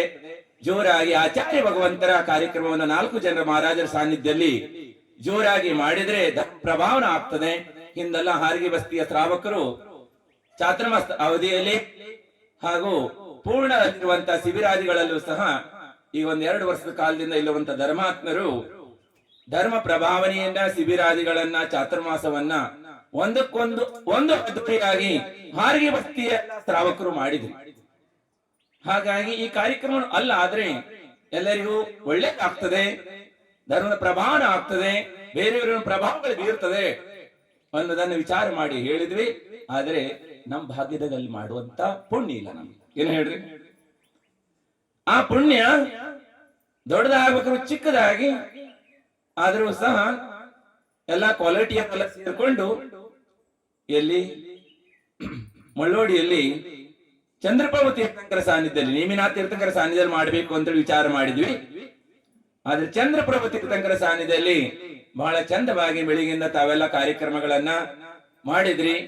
ತಾವು ಮುಂದಿನ ದಿನಗಳಲ್ಲಿ ನಿಶ್ಚಿತವಾಗಿ ಸಮಾಧಿ ಮರಣ ನಿಶ್ಚಿತವಾಗಿ ಪ್ರಾಪ್ತವಾಗ್ತದೆ. ಭಾವನಂ ಭವನಾಶಿನಿ, ಭಾವನೆಯನ್ನ ಮಾಡಿದ್ರೆ ಅಂದ್ರೆ ನಿಷ್ಫಲ ಆಗೋಲ್ಲ. ಅದರಲ್ಲಿ ಇಂಥ ಮಹಾನ್ ಆಚಾರ್ಯರ ಸಮಾಧಿ ಮಹೋತ್ಸವನ್ನ ಮಾಡುವಂತ ಭಾಗ್ಯ ಎಲ್ಲರಿಗೂ ಇರಂಗಿಲ್ಲ. ಬಂದು ನಾವೆಲ್ಲರಿಗೂ ಲಭ್ಯವಾಗಲಿ ಅಂತ ಭಾವನೆ ಮಾಡ್ತೀವಿ, ಆದ್ರೆ ಅವ್ರು ಪುಣ್ಯದಾಗ ಇರ್ಬೇಕಲ್ಲ. ಪುಣ್ಯದಾಗ ಇದ್ದಾಗ ಮಾತ್ರ ಅವ್ರು ಪ್ರಾಪ್ತ ಮಾಡ್ಕೊಳ್ಳಿಕ್ ಸಾಧ್ಯ. ನಿಮ್ಮಿಷ್ಟ ಜನರ ಪುಣ್ಯದಾಗ ಇತ್ತು, ಇಲ್ಲಿ ತಾವು ಪ್ರಾಪ್ತ ಮಾಡ್ಕೊಂಡಿದ್ರಿ. ಇವತ್ತು ಕಠಿಣಕಾರಲ್ಲೂ ಮಹಾರಾಜರು ಮಾಡ್ತಾ ಇದ್ದಾರೆ, ಅಲ್ಲೂ ಸಹ ಚೆನ್ನಾಗಿ ಆಗ್ತಾ ಇದೆ. ಮತ್ತು ಸಮ್ಯಕ್ ಸಾಗರ ಸಹ ತನೋಡಿಯಲ್ಲಿ ಕಾರ್ಯಕ್ರಮವನ್ನ ಮಾಡಿದ್ದಾರೆ, ಅಲ್ಲೂ ಸ್ವಲ್ಪ ಚೆನ್ನಾಗಿದೆ. ಪಾಯಸಾಗರು ಗೋಣಗೇರಿಯಲ್ಲಿ ಕಾರ್ಯಕ್ರಮವನ್ನ ಮಾಡ್ತಾ ಇದ್ದಾರೆ. ನಾವು ಭಾವನೆ ಮಾಡಿದ್ವಿ ಪಾಯಸಾಗರ ಮಹಾರಾಜರು ಇರಬೇಕು ಈ ಕಾರ್ಯಕ್ರಮದಲ್ಲಿ, ಅವರು ನಮ್ಮ ಗುರುಗಳಿದ್ದಾರೆ. ಹಾಗೆ ಆಚಾರ್ಯ ಭಗವಂತರಂತೂ ಮಹಾನ್ ಗುರುಗಳಿದ್ದಾರೆ, ದೀಕ್ಷಾ ಗುರುಗಳಿದ್ದಾರೆ. ಎಲ್ಲವರ ಸಾನ್ನಿಧ್ಯದಲ್ಲಿ ಆದ್ರೆ ತುಂಬಾ ಚೆನ್ನಾಗಿ ಆಗ್ತದೆ. ಈ ಭಾಗದ ಜನರಿಗೆ 4 ಜನರ ಮಹಾರಾಜರ ಸಾನ್ನಿಧ್ಯದಲ್ಲಿ, ಅಂದ್ರೆ ಪಾಯಸಾಗರ ಮಹಾರಾಜರ ದೀಕ್ಷಾ ಗುರುನು ಇದ್ದಾರೆ. ಎಲ್ಲ ಬಹಳ ಚೆನ್ನಾಗಿ ಆಗ್ತದೆ ಭಾವನೆ ಮಾಡಿದ್ವಿ, ಆದ್ರೆ ಆಗಿಲ್ಲ. ಮುಂದೊಂದು ದಿನ ಯಾವಾಗಾದ್ರೂ ಆಗಬಹುದು. ಮುಂದೆ ಇನ್ನು ಸಮಯ ಏನು ಕಳೆದಿಲ್ಲ, ಯಾವಾಗಾದ್ರೂ ನಿಶ್ಚಿತವಾಗಿ ಆಗೋದೆಲ್ಲ ಒಳ್ಳೆಯದಕ್ಕೆ. ಏನಾಗ್ತದೆ ನೋಡಿ, ಇದರಿಂದ ಧರ್ಮದ ಮತ್ತು ಪ್ರಭಾವನ ಧರ್ಮಾತ್ಮರು ಧರ್ಮವನ್ನು ಅರ್ಥ ಮಾಡಿಕೊಂಡು ಆಗೋದೆಲ್ಲ ಆಚಾರ್ಯ ಭಗವಂತ ಒಳ್ಳೆಯದಕ್ಕೆ ಅಂತ ಹೇಳ್ತಿದ್ರು. ನಿಶ್ಚಿತವಾಗಿ ಒಳ್ಳೆಯದಕ್ಕೆ ಆಗ್ತದೆ ಎಲ್ಲದು ಸಹ. ಮುಂದಿನ ಬೆಳವಣಿಗೆ ಹಾಗೆ ತುಂಬಾ ಚೆನ್ನಾಗಿ ಎಲ್ಲ ಆಯ್ತು ಅಂತ ಮಹಾನ್ ಆಚಾರ್ಯರು ಒಂದು ಕಾರ್ಯಕ್ರಮವನ್ನ ನಾವಿಲ್ಲಿ ಮಾಡಿದ್ವಿ. ಪೂರ್ಣ ಸಂಸಾರದಲ್ಲಿ ಪೂರ್ಣ ಸಾರಪೂರ್ಣವಾದಂತದ್ದೊಂದು ಕಾರ್ಯಕ್ರಮ ಇದು. ಕೃತಿಗಳು ಮೊದಲು ಹೇಳಿದ್ವಿ, ಏನ್ ಹೇಳಿದ್ವಿ? ಬಾಲ ಬಾಲ ಮರಣ, ಬಾಲ ಮರಣ, ಬಾಲ ಪಂಡಿತ ಮರಣ. ಬಾಲ ಪಂಡಿತ ಮರಣ ಅಂತ ಹೇಳಿದ್ರೆ ವೃತ್ತಿಗಳ ಅಂದ್ರೆ 5ನೇ ಗುಣಸ್ಥಾನದಲ್ಲಿ ಇರುವಂತವು. ಇನ್ನು ಪಂಡಿತ ಮರಣ, ಪಂಡಿತ ಮರಣ ಅಂತ ಹೇಳಿದ್ರೆ ಮಹಾವೃತ್ತಿಗಳ ಮರಣ. 6ನೇ ಗುಣಸ್ಥಾನದಿಂದ 11ನೇ ಗುಣಸ್ಥಾನ ತನಕ ಆಗ್ತದೆ. 14 ಗುಣಸ್ಥಾನಗಳಿದಾವೆ. ಅದರಲ್ಲಿ ಯಾರು 6ರಿಂದ 11ನೇ ಗುಣಸ್ಥಾನದ ಒಳಗಡೆ ಮರಣ ಆಗ್ತದೆ ಅವರೆಲ್ಲ ಬಾಲ ಮರಣ.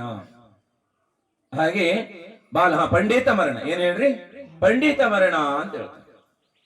ಇನ್ನು ಅದಕ್ಕಿಂತ ಮೇಲೆ ಮರಣ ಆಗ್ತದೆ ಅವರಿಗೆ ಪಂಡಿತ ಮರಣ ಅಂತ ಹೇಳ್ತಾರೆ. ಪಂಡಿತ ಮರಣ ಯಾರದಾಗ್ತದೆ? ಕೇವಲ ಜ್ಞಾನವನ್ನು ಪ್ರಾಪ್ತ ಮಾಡಿಕೊಂಡು ಯಾರಿಗೆ ಮೋಕ್ಷವಾಗ್ತದೆ ಅಂತವರಿಗೆ ಪಂಡಿತ ಮರಣವಾಗ್ತದೆ.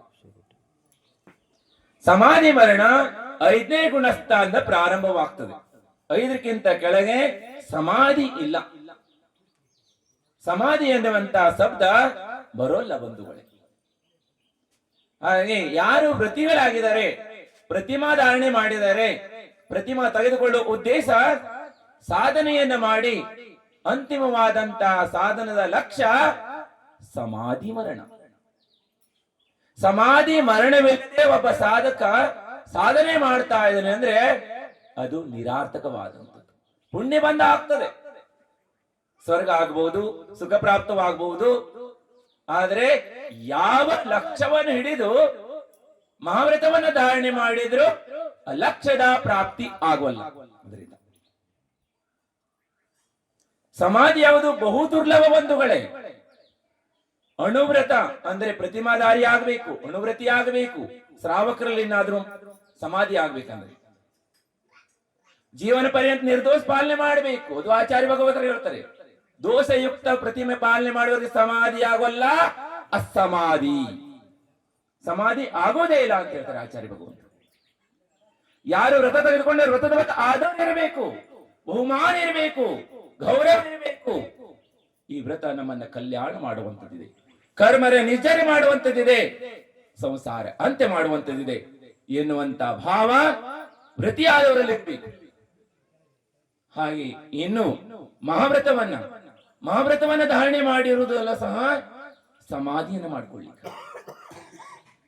ಅಂತಿಮ ಸಮಾಧಿಯನ್ನ ಅಂತಬಲ ಸಬ್ಬಲ. ಅಂತಿಮವಾಗಿ ಬಲ ಆಯ್ತು ಅಂದ್ರೆ ಎಲ್ಲದೂ ಬಲವಾಗಿ ಹೋಗ್ತದೆ. ಒಂದು ಸಲ ಸಮಾಧಿ ಆದ್ರೆ ಉತ್ಕೃಷ್ಟವಾದಂತ ಸಮಾಧಿ ಅಂತ ಆಯ್ತು ಅಂತ ಹೇಳಿ ಆದ್ರೆ ಜೀವಿದು ದೊತ್ತಿನ ಭವ ಸತ್ತಟ್ಟ ಭವ 2-3 ಭವ 7-8 ಭವ ಸಂಸಾರವೇ ಅಂತ್ಯವಾಗಿ ಹೋಗ್ತದೆ ಬಂಧುಗಳೇ. ದುಃಖವೇ ನಾಶವಾಗಿ ಹೋಗ್ತದೆ. ಧರ್ಮ ಎನ್ನುವುದು ಸಾಮಾನ್ಯವಾದಂತದಲ್ಲ ಬಂಧುಗಳೇ. ಧರ್ಮವನ್ನು ಯಾರು ಗ್ರಹಣೆ ಮಾಡ್ತಾರೆ ಅವರ ಸಂಸಾರದ ಧರ್ಮ ಅವರನ್ನ ಹಾಳು ಮಾಡಿಬಿಡ್ತದೆ.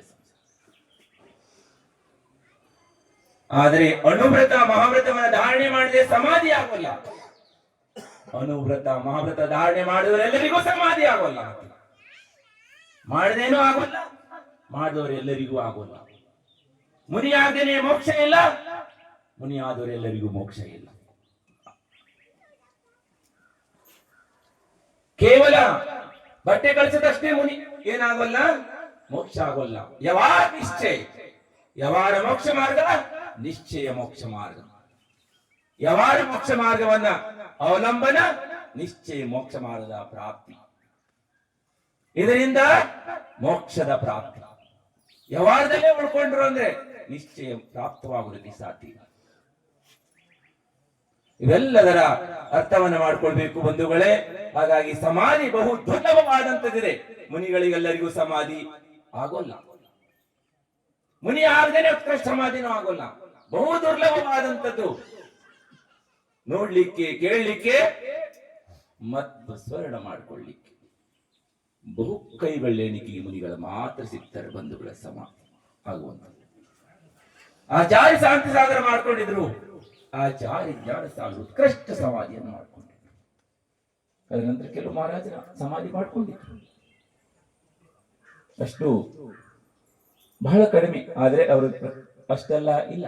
ಆದ್ರೆ ಜಾಸ್ತಿ ವರ್ತಮಾನದಲ್ಲಿ ವರ್ಧಮಾನನಂತೆ ಧರ್ಮ ಧ್ವಜವನ್ನ ಅಂತಿಮ ತಂಗನು ಸಂಕನಾದವನ್ನ ಮಾಡ್ತಾ ಧರ್ಮ ಮಾರ್ಗದಲ್ಲಿ ನಡೆದಂತ ಏಕೈಕ ಮಹಾನವಾದಂತ ಗುರುಗಳು, ಲೋಕಕ್ಕೆಲ್ಲರಿಗೂ ಸಹ ಮಹಾನವಾದಂತರು, ನಮಗೆ ನಿಮಗೆ ಅಷ್ಟೇ ಅಲ್ಲ ಬಂಧುಗಳೇ, ಸರ್ವ ಜೀವ ಮಾತ್ರದ ಕಲ್ಯಾಣಕ್ಕೆ ಗುರುವಾಗಿರುವಂತವರು ಅಂತ ಮಹಾನ್ ವಿದ್ಯಾಸಾಗರ ಮಹಾರಾಜರ ಇವತ್ತು ತಾವೆಲ್ಲರೂ ಸಹ ಸಮಾಧಿ ಮಹೋತ್ಸವ ಅಂದ್ರೆ ದೊಡ್ಡ ಉತ್ಸವ, ದೊಡ್ಡದಾದಂತ ವಿಜೃಂಭಣೆಯಿಂದ ಮಾಡುವಂತ ಮಹಾನವಾದಂತ ಕಾರ್ಯ. ಇದು ದುಃಖ ಪಡುವಂತ ಕಾರ್ಯ ಅಲ್ಲ ಬಂಧುಗಳೇ. ಉತ್ಸವವನ್ನು ಮಾಡುವಂಥದ್ದು ನಮಗೂ ಅಂತ ಪದ ಪ್ರಾಪ್ತವಾಗಲಿ, ನಮಗೂ ಬೋಧಿ ಪ್ರಾಪ್ತವಾಗಲಿ, ಸಮಾಧಿ ಪ್ರಾಪ್ತವಾಗಲಿ, ಜೀವನ ಪರ್ಯಂತ ಮಹಾವ್ರತವನ್ನ ಧಾರಣೆ ಮಾಡಿದನ್ನ ಮಹಾವ್ರತ ಪ್ರಾಪ್ತವಾಗಲಿ. ಯಾರಿಗೆ ಮಹಾವ್ರತ ಪ್ರಾಪ್ತವಾಗಿದೆ ಅವರು ಮಹಾವ್ರತ ನಿರ್ದೋಷವಾಗಿ ಪಾಲನೆ ಮಾಡುವುದಕ್ಕೆ ಅಂತಿಮವಾಗಿ ನಮಗೆ ಸಮಾಧಿ ಮರಣ ಪ್ರಾಪ್ತವಾಗಲಿ ಎನ್ನುವಂತ ಭಾವದೊಂದಿಗೆ ತಾವೆಲ್ಲರೂ ಯಾವ ಅಪೇಕ್ಷೆ ಇಟ್ಕೊಂಡು ಮಾಡಿದ್ರಿ ಇವತ್ತು ಪೂಜೆನ? ಬೋಧಿ ಲಾಭ ಅಂದ್ರೆ ಬೋಧಿ ಪ್ರಾಪ್ತವಾಗಲಿ, ಸಮಾಧಿ ಪ್ರಾಪ್ತವಾಗಲಿ ಎನ್ನುವಂತ ಭಾವದಿಂದ ತಾವೆಲ್ಲರೂ ಮಾಡಿದ್ರಿ ಅಂದ್ರೆ ಭಾವನೆಯಿಂದ ಪ್ರತಿಯೊಂದು ಜೀವಿಗಳಲ್ಲೂ ಒಂದೇ ರೀತಿ ಕರ್ಮದ ಬಂಧ ಆಗೋಲ್ಲ. ಅವರವರ ಭಾವನೆಗೆ ತಕ್ಕಾಗಿ ಅವರವರಿಗೆ ಕರ್ಮದ ಬಂಧವಾಗ್ತದೆ. ನಿಶ್ಚಿತವಾಗಿ ಒಂದು ದಿವಸ ಸಮಾಧಿ ನಿಶ್ಚಿತವಾಗಿ ಆಗ್ತದೆ. ಉತ್ಕೃಷ್ಟ ಲಾಸ್ಟ್ ತನಕನೂ ಸಹ ಆಚಾರ್ಯ ಭಗವಂತರು ಹಮ್ ಸಜಗ್ ಹೇ, ಹಮ್ ಸಜಗ್ ಹೇ ಅಂತ ಹೇಳಿದ್ರೆ ನಾವು ಏನಾಗಿದ್ದೀವಿ? ಸಕ್ರಿಯವಾಗಿದ್ದೀವಿ, ಜಾಗೃತ ಅವಸ್ಥೆಯಲ್ಲಿದ್ದೀವಿ. ಕೋಮದಲ್ಲಿ ಮಾತಿಲ್ಲ, ಕಥೆ ಇಲ್ಲ, ಅಲಂಚಲನ್ ಇಲ್ಲ, ಏನಿಲ್ಲ, ಹೊಂಟೋದ್ರದು ಸಮಾಧಿ ಅಲ್ಲ. ನಮೋಕಾರ ಮಂತ್ರ ಉಚ್ಚಾರಣೆ ಮಾಡ್ತಾ ಇದ್ರು. ಎಲ್ಲಾ ಮುನಿಗಳು ಹೇಳ್ತಾ ಇದ್ರು. ಅಂತಿಮ ತನಕ ಆಚಾರ್ಯಗಳು ಕಣ್ಣು ಮುಚ್ಚಿಕೊಂಡು ನಮೋಕಾರ ಮಂತ್ರವನ್ನು ಧ್ಯಾನ ಮಾಡ್ತಾ ಇದ್ರು. ಈ ಆಚಾರ್ಯ ಶ್ರೀಗಳು ನಿದ್ದೆ ಬಂತೇನ? ಆಚಾರ್ಯ ಶ್ರೀಗಳು ಇದಾಯ್ತೇನೆ, ಜಾಗೃತಿ ಮಾಡ್ರಿ. ಆಚಾರ್ಯ ಶ್ರೀ ಕಂಡು ಹಮ್ ಸಜಗ್ ಹೇ, ಹಮ್ ಸಜಗ್ ಹೇ, ಹಮ್ ಸಜಗ್ ಹೇ, ಜಾಗೃತ ಹೇ, धन्य है ऐसी संत, ऐसी संत दुनिया में बहुत कम मिलती बंधु. ಅಂತ ಸಂತ ಸಾಧುಗಳು ಬಹಳ ಕಡಿಮೆ ಸಿಗ್ತಾರೆ ಬಂಧುಗಳೇ. ಬಹಳಷ್ಟು ಜನ ತಾಯಂದಿರು ಮಕ್ಕಳಿಗೆ ಜನ್ಮವನ್ನು ಕೊಡ್ತಾರೆ. ತೀರ್ಥಂಕರನ್ನ ಜನ್ಮ ಕೊಡುವಂತರು ಮಹಾನು ತಾಯಿ ಒಬ್ಬರು ಮಾತ್ರ ಸಿಗ್ತಾರೆ, ಬಹಳ ಕಡಿಮೆ ಸಿಗ್ತಾರೆ. ಹಾಗೆ ಅಂತ ಆಚಾರ್ಯರು ಹಿಂದಾಗಿದ್ರು. ಗಂಟ ಅಂದ್ರೆ ಯಾವ ರೀತಿ ನಂಕ ವಜಾತಿತೆ ಅವರು ಏನ ಮಾಡ್ತಾರೆ, ಗರ್ಜನೆಯನ್ನ ಮಾಡ್ತಿದ್ರು. ವರ್ತಮಾನದಲ್ಲಿ ಅಂತ ಆಚಾರ್ಯ ಆಗಬಹುದು. ಹಿಂದಲೂ ಓದ್ತಿದ್ವಿ ನಾವು. ಆಚಾರ್ಯ ಕುಂದ್ರಾಗಿದ್ರು, ಆಚಾರ್ಯ ಸಮಂತಭದ್ರಾಗಿದ್ರು, ಆಚಾರ್ಯ ಕಲಂಕರ ಆಗಿ ಅದೇ ಆಚಾರ್ಯ ಬಹಳಷ್ಟು ಜನ ಆಗಿದ್ದಾರೆ. ಆಚಾರ್ಯ ಜಿನಸಿಯನ್ನಾಗಿದ್ರು. ಪ್ರತಿದಿನ ಅಜೈನರನ್ನ 100 ಜನ 200 ಜನ ಜೈನರು ಮಾಡಿ ಆಹಾರ ಮಾಡ್ತಿದ್ರಂತೆ ಅವರು. ಅಂತ ಆಚಾರ್ಯರಾಗಿದ್ರು. ಸಮಂತಭದ್ರ ಆಚಾರ್ಯರು ತಮ್ಮ ಪರಿಚಯವನ್ನು ಕೊಡ್ತಾರೆ. ನಾವು ಎಲ್ಲಿ ಹುಟ್ಟಿದ್ವಿ, ನಮ್ಮ ತಂದೆ ತಾಯಿ ಯಾರು, ನಮ್ಮ ಬಂಧುಗಳು ಯಾರು, ಅವರ ಆಗಮದಲ್ಲಿ ಎಲ್ಲೋ ಉಲ್ಲೇಖ ಇಲ್ಲ. ಆಚಾರ್ಯ ಕೊಂದು ತಮ್ಮ ಪರಿಚಯವನ್ನು ಕೊಡ್ತಾರೆ. ತಾವೆಲ್ಲಿ ಹುಟ್ಟಿದ್ವಿ, ಯಾರು ತಂದೆ ತಾಯಿ, ಎಲ್ಲೆಷ್ಟು ಚಾತುರ್ಮಾಸ ಮಾಡಿದ್ರು, ಎಲ್ಲೂ ಯಾವ ಪರಿಚಯನೂ ಇಲ್ಲೂ ಕೊಡೋಲ್ಲ ಆಚಾರ್ಯ. 84 ಪೌಢಗಳನ್ನು ಬರೆದಿಟ್ಟಿದ್ದಾರೆ. ಅದರಲ್ಲಿ ನಮ್ಮ ಪುಣ್ಯದುದಿಯಿಂದ ಕೆಲವಷ್ಟು ಮಾತ್ರ ಲಭ್ಯ ಇದೆ ಬಂಧುಗಳು, ಬಾಕಿದು ಲಭ್ಯ ಇಲ್ಲ. ಆದರೆ ಆಗಮದಲ್ಲಿ ಎಲ್ಲೂ ಉಲ್ಲೇಖ ಇಲ್ಲ. ಅವ್ರ ಪರಿಚಯವನ್ನು ವಾದಿಯನ್ನು ಕೊಡ್ತಾರೆ. ಇಂಥ ದಿಕ್ಕಿನಲ್ಲಿ ಇಂಥವರ ವಾದವನ್ನು ಮಾಡಿ, ಇಂಥ ವಾದವನ್ನು ಮಾಡ್ಲಿಕ್ಕೆ ಸಿಂಹಗರ್ಜನೆಯನ್ನು ಮಾಡ್ತಾ ಇದ್ದೀನಿ. ಯಾರಾದ್ರೂ ವಾದ ಮಾಡೋರಿದ್ರೆ ವಾದಿಯಾದವರು ಎದುರಿಗೆ ಬರ್ಲಿ ಅಂತೇಳಿ ಆಚಾರ್ಯ ಕೊಂದು ತಮ್ಮ ಪರಿಚಯವನ್ನು ಕೊಡ್ತಾರೆ. ಆಚಾರ್ಯ ಸಮಂತ ತಮ್ಮ ಪರಿಚಯವನ್ನು ಕೊಡ್ತಾರೆ. ತಾವ್ ಯಾರು ಎಲ್ಲಿ ಅಂತ ಪರಿಚಯ ಕೊಡೋಲ್ಲ. ಮತ್ತೆ ಪೂರ ಆಗಮದಲ್ಲಿ ಸಿಗೋದೇ ಇಲ್ಲ ಅವ್ರು ಎಲ್ಲಿ ಜನ್ಮ ಆದ್ರು ಅಂತ ಮಹಾನ್ ಆಚಾರ್ಯರಿಂದ ಆಗಿದ್ರು ಅನ್ನೋದನ್ನ ನಾವು ಓದ್ತಿದ್ವಿ ಶಾಸ್ತ್ರದಲ್ಲಿ. ಹೋ ಧನ್ಯ ಅಂತ ಆಚಾರ್ಯ ಚರಿತ್ರೆಯನ್ನ ಓದ್ತಾ ಇರುವಾಗಲೇ ನಮಗೆ ನಾವೇ ರೋಮಾಂಚನವಾಗ್ತದೆ. ಓಹೋ ಧನ್ಯ ಅಂತ ಮಹಾನ್ ಆಚಾರ್ಯ ಜೀವನದಲ್ಲಿ ಒಮ್ಮೆ ಚರಣವನ್ನ ಸ್ಪರ್ಶ ಮಾಡೋದಕ್ಕೆ ಅಂತವರ ದರ್ಶನವನ್ನ ಪ್ರಾಪ್ತವಾಗ್ತದೆ. ಅಂತ ಆಚಾರ್ಯ ಕಡಿಮೆ ಇಲ್ಲ ಅಂತ ಹಾಗೆ ವರ್ತಮಾನದಲ್ಲಿ ತಮ್ಮ ಪೂರ್ಣ ಮಹಾವ್ರತವನ್ನ ಪಾಲನೆ ಮಾಡಿ ಭವ್ಯ ಜೀವಿಗಳಿಗೆಲ್ಲವೂ ಸದ್ಬೋಧನೆಯನ್ನು ಮಾಡಿದಂತ ಮಹಾನು ಆಚಾರ್ಯ ವಿದ್ಯಾಸಾಗರ ಮಹಾರಾಜ. ಆಚಾರ್ಯ ವಿದ್ಯಾಸಾಗರ ಮಹಾರಾಜರು ಮಹಾನ್ ಉಪಕಾರಿ. ಅಂತ ಮಹಾನ್ ಉಪಕಾರ ಮಾಡಿದಂತ ಆಚಾರ್ಯರ ಗುರುಸ್ಮರಣೆಯನ್ನ ಯಾರು ನಮಗೆ ಉಪಕಾರವನ್ನ ಮಾಡಿದಾನೆ ಅಂತ ಗುರುಗಳ ಸ್ಮರಣೆಯನ್ನ ಮಾಡಿಕೊಳ್ಳದಿದ್ರೆ ಕೃತಜ್ಞನಾದ. ಗುರುಗಳ ಹೆಸರನ್ನು ಹೇಳುವುದಕ್ಕೆ ಮತ್ತು ಗುರುಗಳ ಅವರ ಸ್ತುತಿಯನ್ನು ಮಾಡುವುದಕ್ಕೆ ಯಾರು ಅದನ್ನ ಮಾಯಾಚಾರ ಮಾಡಿದ್ರೆ ತಕ್ಷಣ ಆಚಾರ್ಯ ಭಗವಂತರು ಹೇಳ್ತಾರೆ ಮಿಥ್ಯಾದೃಷ್ಟಿ ಆಗೋಗ್ತೀಯ. ಯಾರು ನಮಗೆ ಪ್ರಕಾಶ ಮಾಡಿದ್ರು ಅಂತ ಗುರುಗಳ ಹೆಸರನ್ನ ಲುಪ್ತ ಮಾಡಬಾರದು. ಉಪಕಾರ ಮಹಾನ್ ಇದೆ ಅಂತ ಆಚಾರ್ಯರು ಇವತ್ತು ತಾವೆಲ್ಲರೂ ಸಹ ಒಂದು ಮಹಾನ್ವಾದಂತ ಕಾರ್ಯವನ್ನ ಮಾಡಿದ್ರಿ ಬಂಧುಗಳೇ. ಸಂಸಾರದಲ್ಲಿ ಪೂರ್ಣ ಸಾರಪೂರ್ಣವಾದಂಥದ್ದು ನಿಮ್ಮೆಲ್ಲರಿಗೂ ಸಹ ಬೋಧಿ ಪ್ರಾಪ್ತವಾಗ್ಲಿ, ಹಾಗೆ ಸಮಾಧಿ ಪ್ರಾಪ್ತವಾಗ್ಲಿ, ದುಃಖದ ಕ್ಷಯವಾಗ್ಲಿ, ಕರ್ಮದ ಕ್ಷಯವಾಗ್ಲಿ, ಸಂಸಾರ ದುಃಖ ದೂರವಾಗಲಿ, ನಮಗೆ ಸದ್ಬುದ್ಧಿ ಪ್ರಾಪ್ತವಾಗಲಿ. ಪ್ರಭು ರಾಗ ದ್ವೇಷದಲ್ಲಿ ನಾವು ಸಿಕ್ಕೊಂಡು ಉಲುಜದೆ ಸುಲಿಸಿಕೊಂಡು ಅಂದ್ರೆ ತಿಳುವಳಿಕೆಯನ್ನು ಪ್ರಾಪ್ತ ಮಾಡಿಕೊಂಡು ನಮ್ಮ ಕಲ್ಯಾಣ ಯಾವುದರಿಂದ ಆಗ್ತದೆ ಎನ್ನುವಂತ ಸದ್ಬುದ್ಧಿ ಪಂಚ ಪರಮೇಶ್ವರಿಗಳು, ಚವಿ ತೀರ್ಥಂಕರರು, ಹಾಗೆ ನಮ್ಮ ಗುರುಗಳಾದಂತವರು ಅಂತ ಮಹಾನ್ ಗುರುಗಳು ನಮಗೆ ದಯಪಾಲಿಸಲಿ. ಅವ್ರು ಯಾವ ರೀತಿ ಅವರಿಗೆ ಪ್ರಾಪ್ತವೋ ಅದೇ ರೀತಿ ನಮಗೂ ಸಹ ಬೋಧಿ ಲಾಭ ಸಮಾಧಿ ಪ್ರಾಪ್ತವಾಗಲಿ ಎನ್ನುವಂತ ಭಾವದೊಂದಿಗೆ ತಾವೆಲ್ಲರೂ ಸಹ ಬಹಳ ಪುಣ್ಯಶಾಲಿಗಳಿದ್ದೀರಿ. ಯಾಕೆಂತ ಹೇಳಿದ್ರೆ ಈ ಸಾಗರ ತಾಲೂಕಿನಲ್ಲಿ ಜಿನ ಧರ್ಮದ ಪ್ರಭಾವನಾ ಸಂಘವನ್ನ ರಚನೆ ಮಾಡಿ ಅದರ ಮುಖಾಂತರ ಜಿನ ಧರ್ಮದ ತತ್ವಗಳನ್ನ ಭವ್ಯ ಜೀವಿಗಳಿಗೆ ತಿಳಿಸುವುದಕ್ಕಾಗಿ ಧರ್ಮಾತ್ಮರನ್ನ ಒಂದು ನಿಯುಕ್ತ ಮಾಡಬೇಕು ಅನ್ನುವಂತ ವಿಚಾರ ಮಾಡಿ ಸಂಘ ರಚನೆ ಮಾಡಿದ ತಕ್ಷಣ ಹಳಸರಿ ಚಾತುರ್ಮಾಸದಲ್ಲಿ ಅದೇ ಸಮಯದಲ್ಲಿ ಪ್ರತಿಷ್ಠಾಚಾರ್ಯರು ಆಚಾರ್ಯಶ್ರೀ ಹತ್ರ ಇರ್ತಾರೆ. ಇಲ್ಲಿಂದ ಫೋನ್ ಮಾಡಿಸಿ ಹೇಳಿದಾಗ ಆಚಾರ್ಯಶ್ರೀಗಳು ಎಲ್ಲವನ್ನ ಇಲ್ಲಿ ವಿವರಗಳನ್ನೆಲ್ಲ ಕೇಳಿ ಮಲೆನಾಡು ಪ್ರಾಂತಿನ ಇಲ್ಲಿರ್ತಕ್ಕಂತ ಸರಳವಾದಂತ ಜನ ಹಾಗೆ ಧರ್ಮಾತ್ಮರು ಇದೆಲ್ಲವನ್ನ ತಿಳಿದು ಅವರು ಬಹಳ ಸಂತೋಷ ಪಡ್ತಾರೆ, ಖುಷಿ ಆಗ್ತದೆ. ಖುಷಿಯಾಗಿ ಧರ್ಮ ಪ್ರಭಾವನಾ ಕಾರ್ಯಕ್ಕೆ ಭವ್ಯ ಜೀವಿಗಳಿಗೆ ಮಲೆನಾಡಿನ ಜನರಿಗೆ ವಿಶೇಷವಾದಂತ ಹಮಾರಿ ದೋನೋ ಹಾಕ್ಸಿ ಆಶೀರ್ವಾದ ಅಂದ್ರೆ 2 ಕೈಗಳಿಂದ ಆಶೀರ್ವಾದ ಭವ್ಯ ಜೀವಿಗಳಿಗೆ ಅಂತ ಹೇಳಿ ನಿಮ್ಮೆಲ್ಲರಿಗೂ ಸಹ ಆಶೀರ್ವಾದವನ್ನು ಕೊಟ್ಟಿದ್ದಾರೆ. ಅವರ ಆಶೀರ್ವಾದ ನಿಷ್ಫಲ ಆಗೋಲ್ಲ. ಆಶೀರ್ವಾದ ಎಂದು ಏನಾಗೋಲ್ಲ, ಅದು ನಿಷ್ಫಲ ಆಗೋಲ್ಲ. ಆದ್ರೆ ಸಮಯ ಹತ್ತಬಹುದು.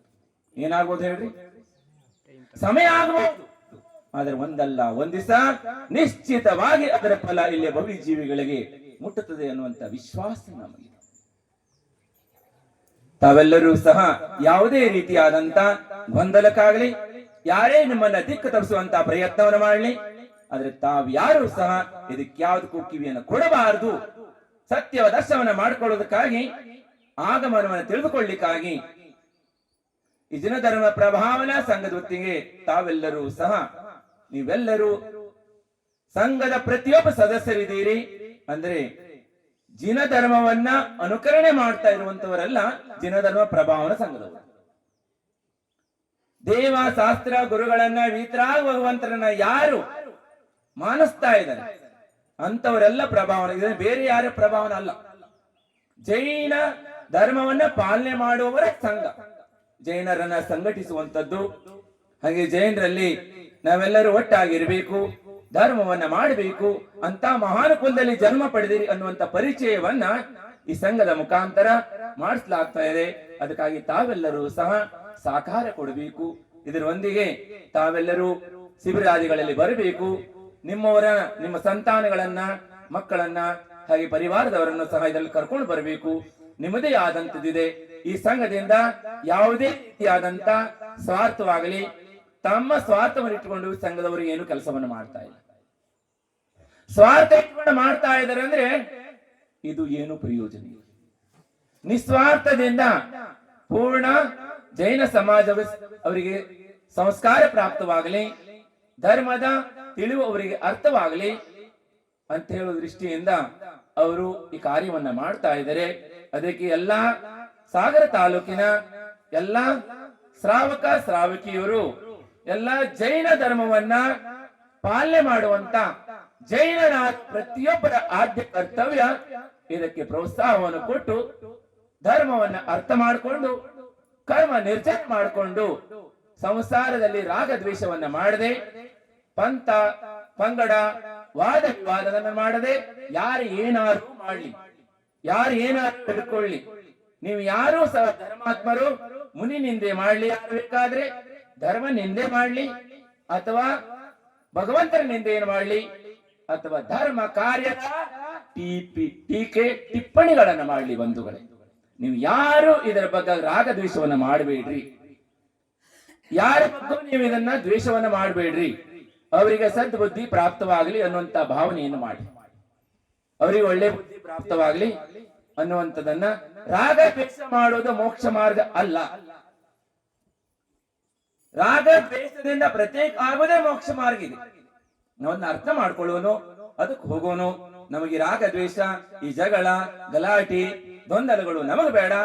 ನಮಗ್ ಬೇಕಾದು ಕಲ್ಯಾಣ ಮಾಡ್ತಕ್ಕಂತ ಧರ್ಮ.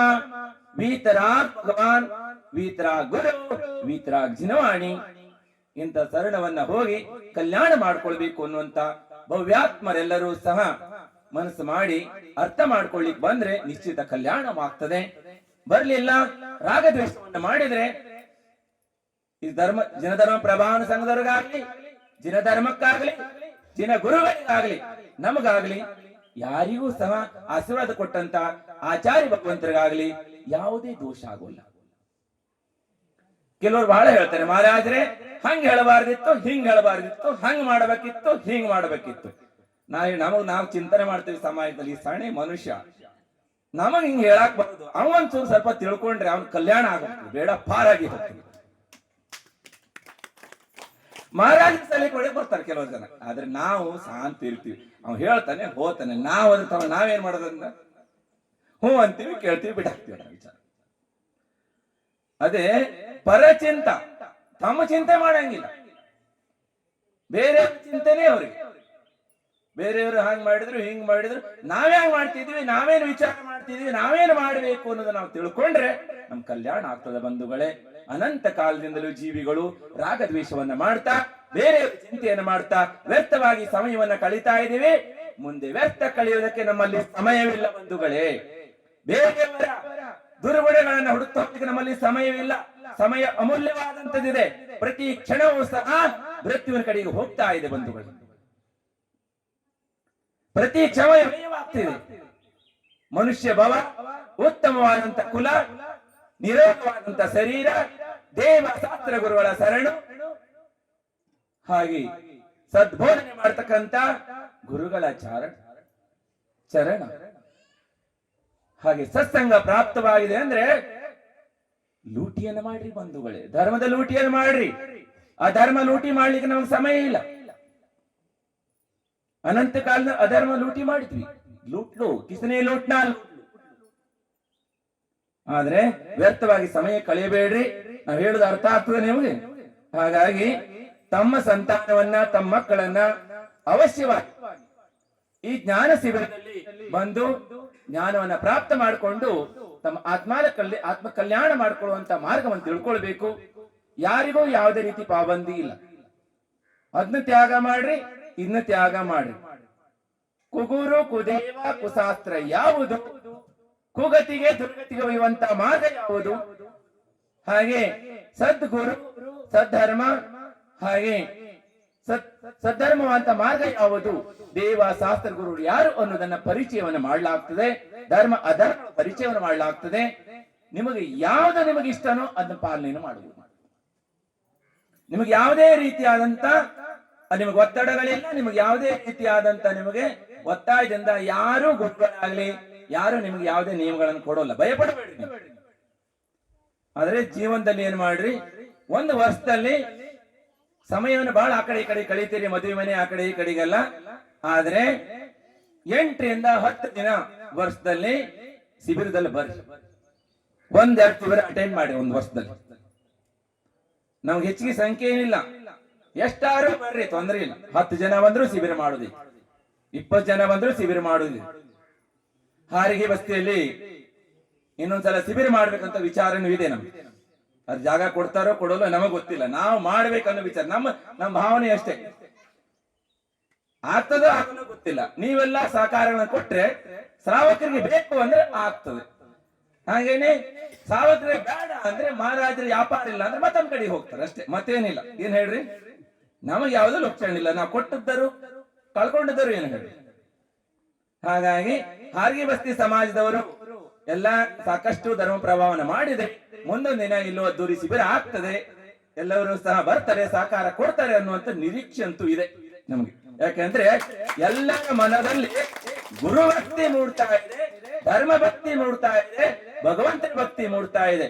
ಊರೂರಲ್ಲಿ ಜಿನ ಪೂಜೆಯನ್ನು ಮಾಡುವ ತಯಾರಾಗ್ತಾ ಇದ್ದಾರೆ, ಜಿನ ಮುನಿಗಳಿಗೆ ಆಹಾರ ಕೊಡುವ ತಯಾರಾಗ್ತಾ ಇದ್ದಾರೆ, ಗುರು ಸೇವೆ ಮಾಡುವಂತವರು ಸಾಗರದಲ್ಲೆಲ್ಲ ತಯಾರಾಗ್ತಾ ಇದ್ದಾರೆ. ಅಂದ್ರೆ ಇದಕ್ಕಿಂತ ಹೆಚ್ಚು ಏನಾಗಬೇಕು ನೀವು ಬಂಧುಗಳು? 3 ಮನೆ ಇದ್ರು 300 ಮನೆಗೇನು ಕಡಿಮೆ ಇಲ್ಲ ಅನ್ನೋ ಹಾಗೆ 3 ಮನೆಯವರು 100 ದಿನ ಇದ್ದು ನಿಭಾಯಿಸಿಕೊಳ್ಳುವಂತ ಸಾಮರ್ಥ್ಯವನ್ನು ಹೊಂದಿದ್ದಾರೆ. ಅಂದ್ರೆ ಇದೆಲ್ಲ ಶ್ರದ್ಧೆಯ ಪ್ರಭಾವ, ಧರ್ಮದ ಮೇಲೆ ಶ್ರದ್ಧೆ ಇರುವಂತ ಪ್ರಭಾವ. ಹಾಗೆ ಮುಂದೊಂದು ದಿನದಲ್ಲಿ ತಾವು ಸಹ ಎಲ್ಲ ತಿಳ್ಕೊಂಡು ಧರ್ಮಾತ್ಮರಾಗ್ತೀರಿ. ಎಲ್ಲರಿಗೂ ಸಹ, ಯಾರಿಗೂ ಸಹ ಇಲ್ಲಿ ನೋಡ್ರಿ, ಯಾವುದೇ ಪತ್ರಿಕೆ ಇರ್ಲಿಲ್ಲ, ಪ್ರಚಾರ ಇಲ್ಲ, ಪ್ರಸಾರ ಇರಲಿಲ್ಲ. ತಾವೆಲ್ಲ ಹುಡ್ಕೊಂಡು ಬಂದಿದ್ರಿ ಇವತ್ತು ಕಾರ್ಯಕ್ರಮಕ್ಕೆ. ಪ್ರಚಾರಗಳಾಗಿದ್ರೆ ಗೊತ್ತಾಗ 1000 ಗಟ್ಟಲೆ ಆಗ್ತಿದ್ರೆ ನಮ್ಗೆ ಗೊತ್ತಿತ್ತು. ಯಾಕಂದ್ರೆ ಹಾರಿಗೆ 1000ಕ್ಕೂ ಮೀರಿಸಿ ಕಾರ್ಯಕ್ರಮವನ್ನ ಮಾಡಿದ್ರಿ, ಎಲ್ಲ ಲಾಭವನ್ನು ತೆಗೆದುಕೊಂಡಿದ್ರಿ. ಮುಂದಿನ ದಿನಗಳಲ್ಲಿ ನಿಮಗೂ ಸಹ ಆಗಬಹುದು. ಹಾಗಿಂತ ಒಂದು ಕಾರ್ಯಕ್ರಮವನ್ನ ಮಾಡ್ಲಿಕ್ಕೆ ಗುರು ಭಕ್ತಿಯಿಂದ ಬಂದಿದ್ರಿ. ಸದಾ ಕಾಲ ತಮ್ಮೆಲ್ಲರಿಗೂ ಸಹ ಸದ್ಬುದ್ಧಿ ಇದೇ ರೀತಿ ಧರ್ಮದಲ್ಲಿ ಇರಲಿ, ಸದ್ಬುದ್ಧಿ ಪ್ರಾಪ್ತವಾಗ್ಲಿ. ಗುರು ಭಕ್ತಿ, ಗುರುಗಳಲ್ಲಿ ಶ್ರದ್ಧೆ, ಧರ್ಮದಲ್ಲಿ ಶ್ರದ್ಧೆ ನಿಮ್ಗೆಲ್ಲರಿಗೂ ಸಹ ಅಂತಿಮ ಶ್ವಾಸ ಇರು ತನಕ ಈ ಭಾವದಲ್ಲಿ, ಮುಂದಿನ ಭಾವದಲ್ಲೂ ಸಹ ನಿರಂತರವಾಗಿ ಧರ್ಮಾತ್ಮರಾಗಿ ಧರ್ಮದ ಶರಣಲ್ಲಿ ಬಂದು ನಾವೆಲ್ಲ ಕಲ್ಯಾಣ ಮಾಡಿಕೊಳ್ಳಿ ಅಂತ ಹೇಳಿ ಎಲ್ಲರಿಗೂ ಸಹ ಮಂಗಲ ಆಶೀರ್ವಾದ. ಅಹಿಂಸಾ ಪರಮೋ ಧರ್ಮ ಕಿ, ಆಚಾರ್ಯ ಭಗವಾನ್ ವಿದ್ಯಾಸಾಗರ ಮಹಾರಾಜ್ ಕಿ, ಪರಮ ಪೂಜ್ಯ ಆಚಾರ್ಯ ಗುರು ಆರ್ಜ ಸಾಗರ ಮಹಾರಾಜ್ ಕಿ, प्रभु देव तुम्हारे पवित्र मुख से निश्चित जो शीतलवाणी, जग जन मन के मल को ज्योति अतः कहाती जिनवाणी।